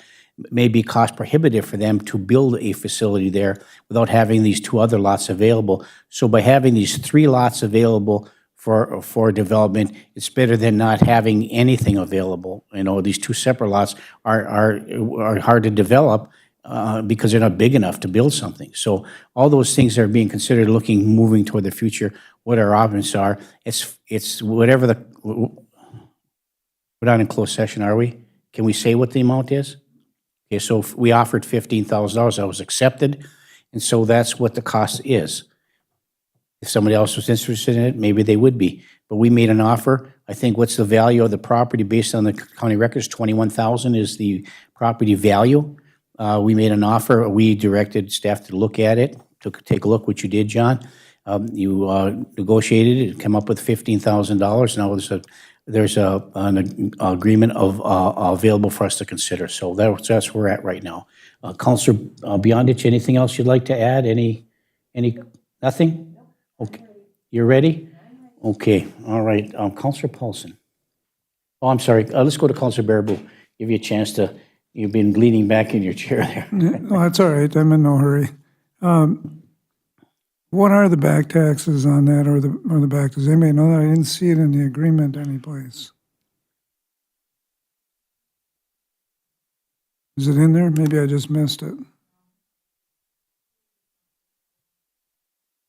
They would be. So if they accept the $15,000, then they have to pay the back tax without anything, because I see the sale is as is. We'll do is 210140. Say that again. 210140. $2,101.40. Yep. Okay, so that's not too bad then. Okay. All right. Okay. That answers my question. Thank you. Okay, thank you. Councilor Paulson. Thank you, Mayor. I'm just really surprised we're having this conversation. I really can't believe that we'd invest $15,000 into a building that actually needs to be demolished. That doesn't make any bit of sense to me. There are also other buildings. In my search, I went on parcel code searches, and there's quite a few buildings on Main Street that are 2 to 3 years behind in their taxes. And are we going to continue just to build those buildings out as well? I understand there's an adjacent lot. I would be way more comfortable if a private party came with a development agreement and said, hey, I've got a plan for this, 3 lots. Will you guys help me with the demo grant? I would be totally fine with that. But we have no plan. We're going to basically pay $15,000 if we waited for a year. That, in my opinion, they're more than likely not going to be, by the end of 2021, this year, if they do not pay the tax, it will begin the tax forfeiture process. It just doesn't make any sense to me to spend $15,000 on a building that needs to be demolished. Regardless of if a private party came to purchase that building, our building inspector, once we get all of our codes in place, would go into that building and say that's not habitable unless you do all your tuck points, whatever else needs to be done on the interior of that building. So I'm just very concerned that we're moving forward buying a building without an actual development agreement or a plan, and I cannot see how this makes good sense at all. Thank you. Have we had our code official go in there and take a look at the building, Britt? No, okay, so, but for me, you know, $15,000, you know, can be well spent elsewhere, that's true. But for me, because it's on the main street, and it's blight remediation, this was to go to tax forfeit, which we could allow that to do that. It'd be another 3 years before, because the private party can't sell it unless once it goes into tax forfeit, they've got to pony up the money before they can get that property back. So they've got to, what do you call it, remediate or restitute or whatever the case may be before they can do anything. Enter into payment plan with the county and pay at least 1 year's of taxes. Right, correct. To get it back. And to get it back. And then, So they and then continue when it goes to a private sale, the county will sell it on contract for deed. Correct. And so as this, and that's a good point, Britt, because as they, we'll pay 1 year of taxes, and then pretty soon it goes again, we'll pay 1 year of taxes. How long does that building stay up? You know, right? So those are all factors to consider. Before we go back to Councilor Paulson, let's go to Councilor Beyondich. Thank you. So, John, I have a question for you. When you went in that building and you looked at it, and we haven't even had it inspected yet, would another party be able to even resurrect what's there? Thank you, John. Thank you. Councilor Beyondich, I do not believe so. There's been water intrusion from the roof through the ceiling to the middle of the property and partially into the basement. So that helps, in my mind, why would anybody go in there, a private party go in there to buy it? If it's, right. So to me, our tax dollars going to pay for a building that has been let go, and it's been let go for a long time. I owned a building on Main Street. I've been in business shorter than a lot of the other businesses on that main street. I maintained my building. I kept it up. And like I said the very first time, to me, it's a bailout. To me, we are bailing out. That building is not habitable. So why would tax dollars go into that? And the reason it is, just for the record, why it's like that is because the utilities were shut off. And when the utilities are shut off, that's usually the death knell for any building in Virginia because of our temperature, because of leakage, because of the number of old and tall buildings we have in town. So why were the utilities shut off? It's pretty expensive to heat a building in Virginia in the middle. And what happened when the city of Virginia bought each side of that building, and what happened was by them being heated on each side, it provides insulation and heating to that middle building. And once those buildings were torn down, the utility expense in that building standalone just skyrocketed. They went up because it was like an insulator, if you will. That's what happened. And I understand that, and I appreciate all of the information, but to me, as a building owner, we have that responsibility to keep our buildings up. So when it just lets go, and it's been sitting for how long has that building been sitting there empty? I mean, really? Yeah, I think to answer your question, several years, the owner of the building got sick and never recovered and passed away. And of course, so the executor took over. So that's how that went happen. So for me, I would be willing to just let it go and not put the money into it. Thank you. Okay, thank you, Counselor Beyondich. Anything else to add, John? Yeah, again, I'm a little bit new to the city still. I'm going to use that excuse as I'm going to milk it as long as I can. But I think as a development guy, just looking at it new, you own both sides of it. If we just sat there and let it go and did nothing, somebody's going to come there and they're going to be standing right where I am right here, and they're going to be asking you for all kinds of help. That's what's going to happen. If we want to wait, and it's not going to be the end of 2021, it's going to take longer than that. It's a longer process. So that thing's going to sit. We're going to have bookends around it. It's one of the few spots, I think, that's in a very visible downtown, nice location where I think we could do something. And we get leads that come in all the time. I'd love to work with a private developer. We provide the leads, have them build a building, and we could really have a nice spot there. People are fixing up stuff close by it. There's a little bit more activity downtown lately. It just seems to me that it would be a good location. But if we don't want to do that, that's certainly your decision. But I'll promise you that I'm going to work my tail off to make sure a good development goes in there. Thank you. Thank you, John, very much. Go to Counselor Bearable and then back to Counselor Paulson. Counselor Freely, do you have your light on? Oh, I'm sorry. And we'll go to Counselor Freely. Go ahead, Counselor Bearable. Yeah, one of the things that we have to remember as a council, when a piece of property goes tax forfeit, that individual that owns that building has 1 full year to go back and try to pick that up.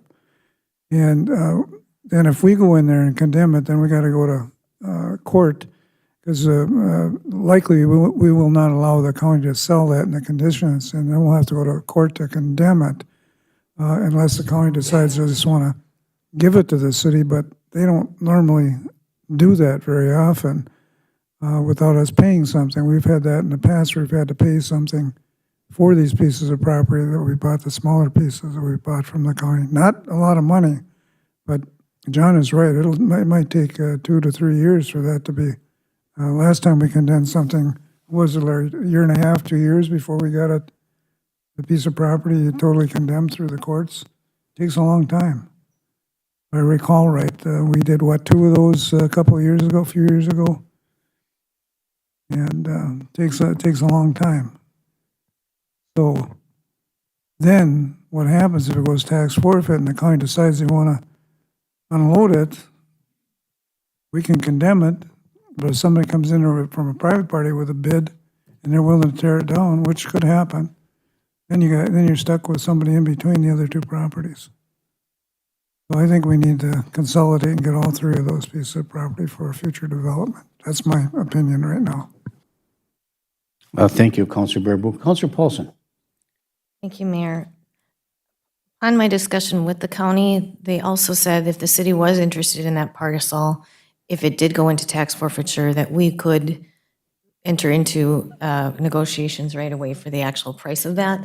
So I don't believe that it's an enormous amount of time, because I had a very long conversation regarding this property. And again, if the building is not habitable, why are we sitting here? Why aren't we going through the condemnation process then if it's a danger and it's a blight? It just doesn't make sense to me. Can someone answer why it's been sitting there. I will tell you, I was last in there when my daughter was in an infant seat and he closed that. It's been at least 10 years that's been closed. So I don't know what our sense of urgency is right now. If we had a developer, John, come forward, I'd be doing a happy dance saying, let's go for it, let's do whatever we can. But until we have somebody coming in and interested, the building is not habitable. I don't know why we're not taking the right procedures, and we'd end up with the land regardless, and for probably a lot less money. So it might take a little while longer, but it's already been sitting for 10 years. Nobody is jumping to purchase parcels of property on Chestnut Street or any buildings, which there are several, even on the 300 block, that are in tax they're already over 2 years behind in their taxes. So I don't see this as a wise decision, even economic development wise, being wise, unless you actually had a developer come to us and then we could start the ball rolling. Other than that, I would be under the, I would like our building code official to go in there and actually do an inspection, or possibly the fire marshal, because I do feel that is a potential hazard. The brick is falling and it's crumbling. And I just will not vote for this. Thank you. Thank you, Councillor Paulson. Councillor Freely. Well, we keep rehashing the same things over and over, but, there's a lot of people in town that, for whatever reason, and a variety of reasons, have let their properties go. And that could be because of it's cost prohibitive for them to be able to do the maintenance that's necessary, sickness, aging, etc. Case in point, how about the lavender and green home at the corner of 6th Avenue and 8th Street? Some old fellow tried as hard as he could to get up on a ladder and paint that house, and then fell ill, was taken away in an ambulance, he's in a scooter, and the house remains unpainted.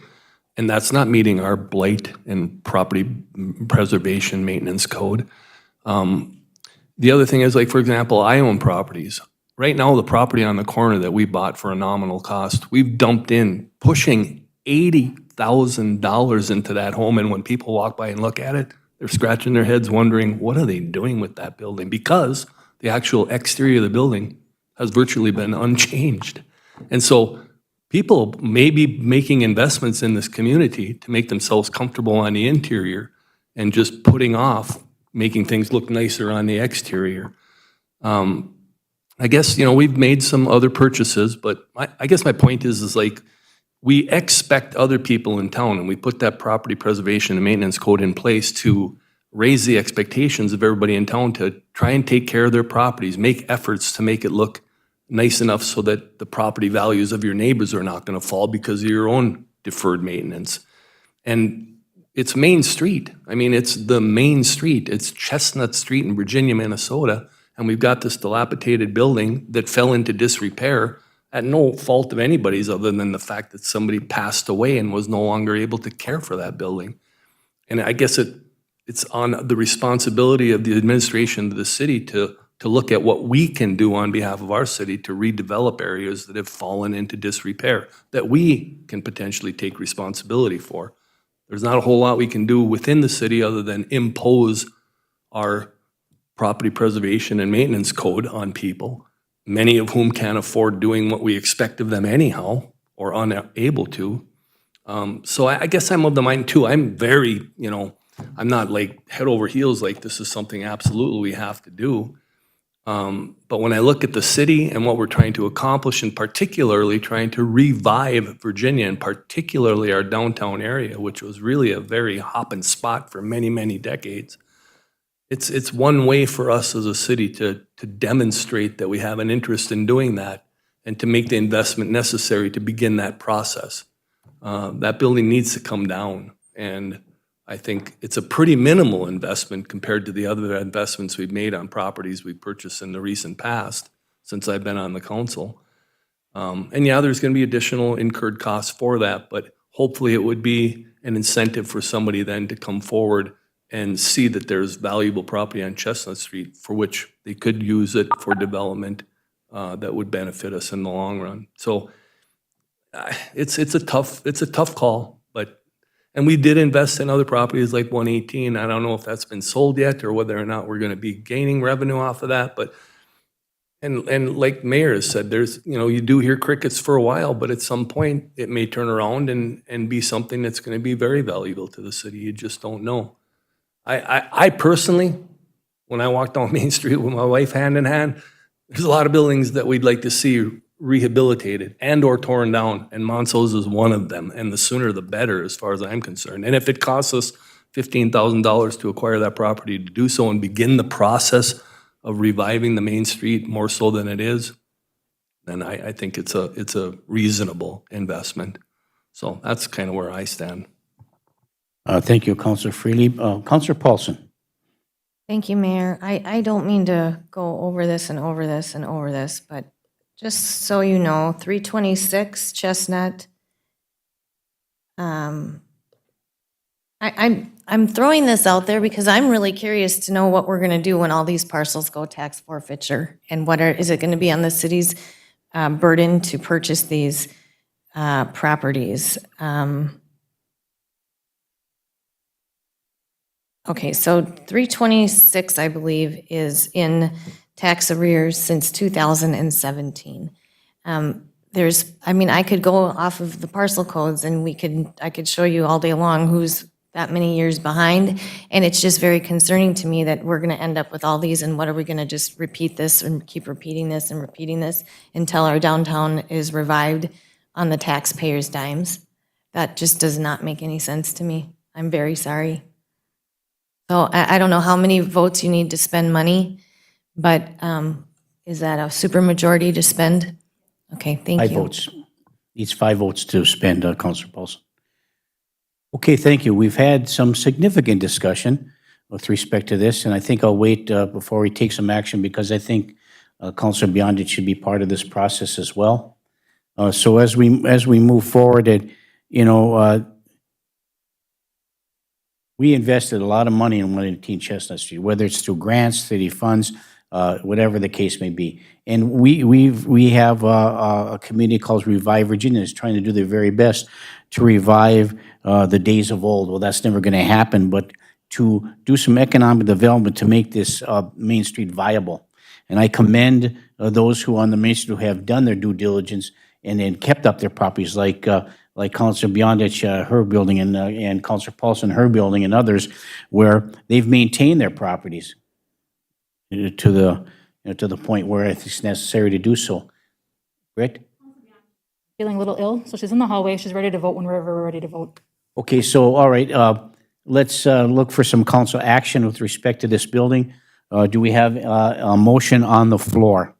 I'll move to decline the offer. Okay, Councilor Paulson moves to decline the purchase of the building at this time by the city. Is there support? Support by Councilor Beyondich. Is there any further discussion? Hearing and seeing none, all those in favor signify by saying aye. Aye. Aye. Opposed? No. No. Roll call, please.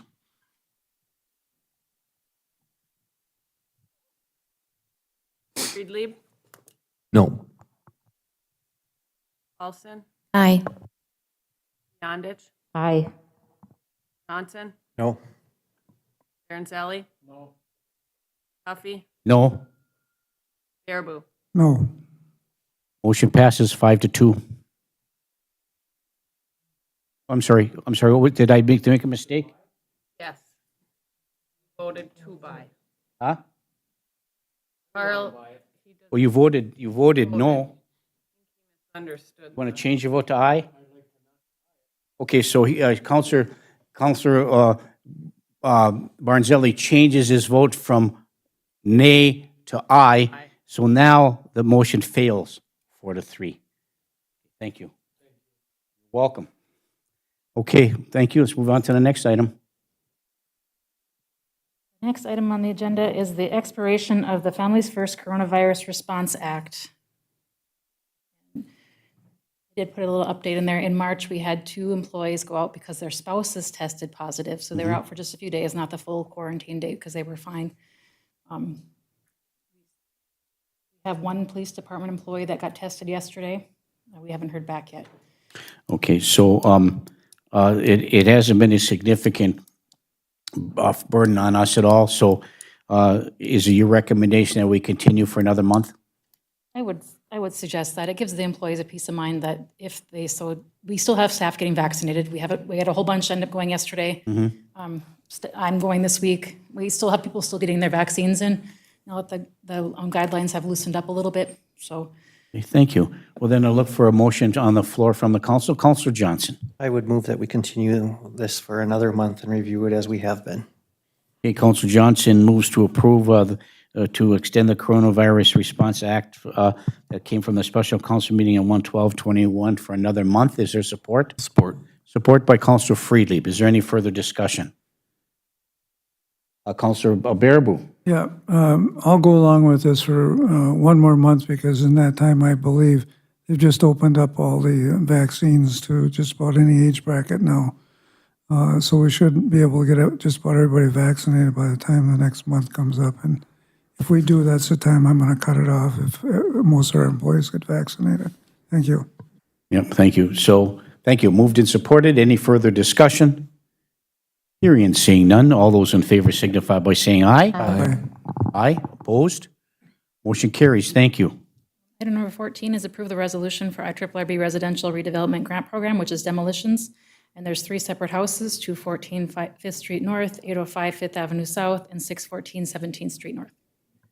These are the next 3 that we're asking for demolition money for. Thank you.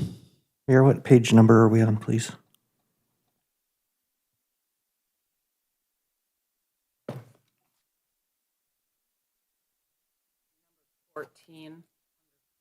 Under Finance, 214 5th Street South. Page 90. 8, thank you. Page 90.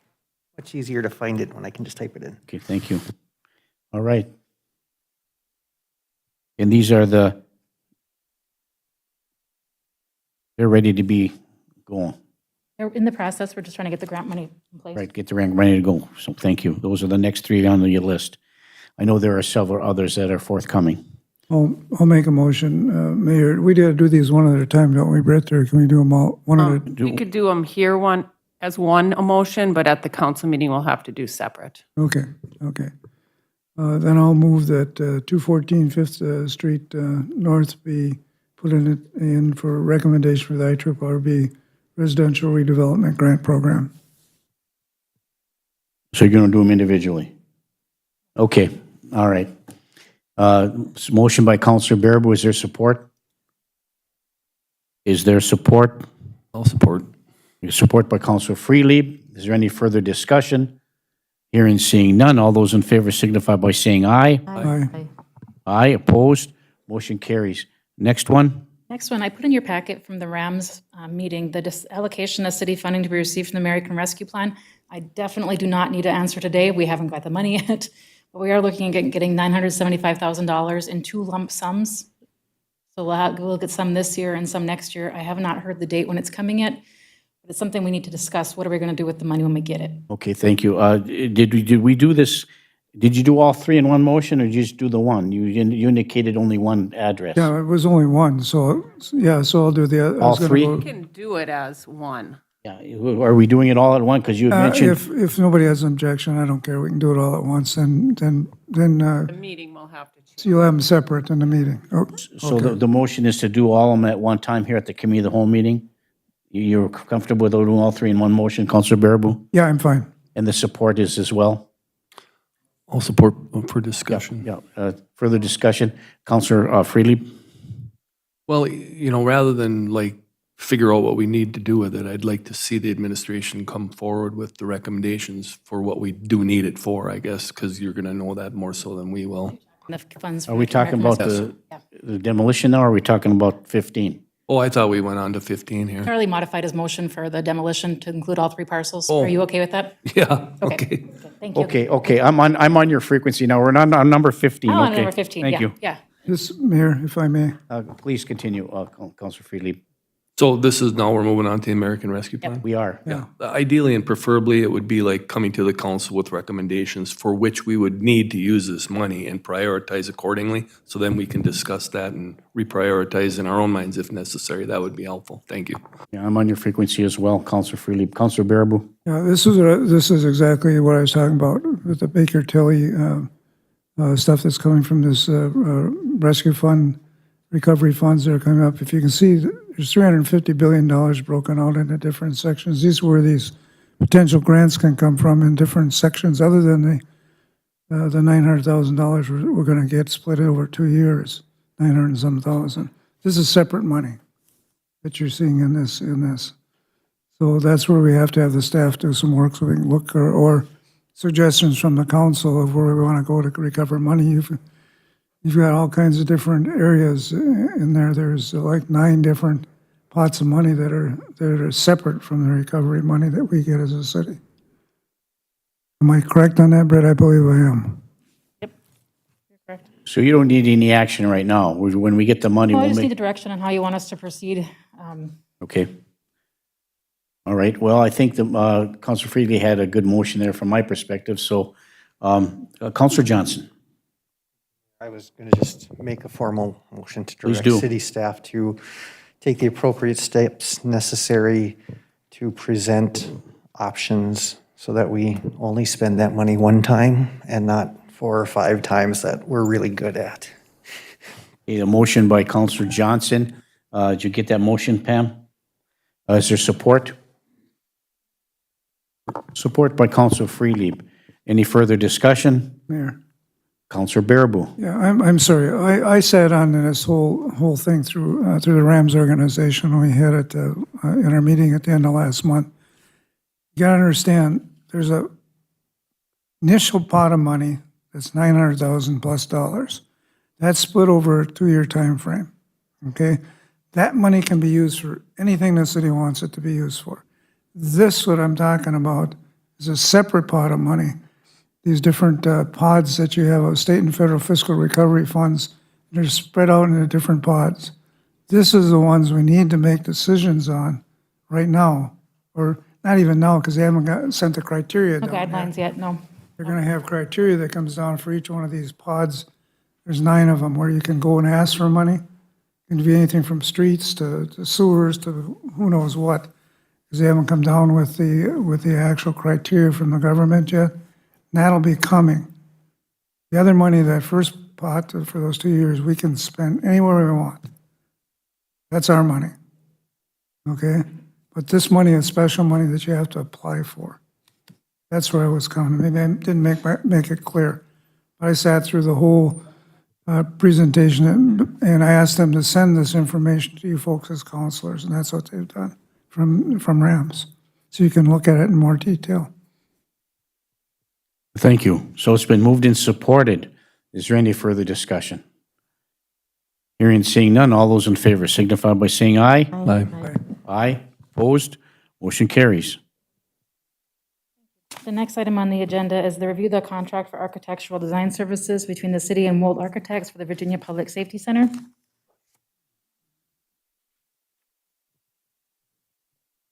Counselor Paulson?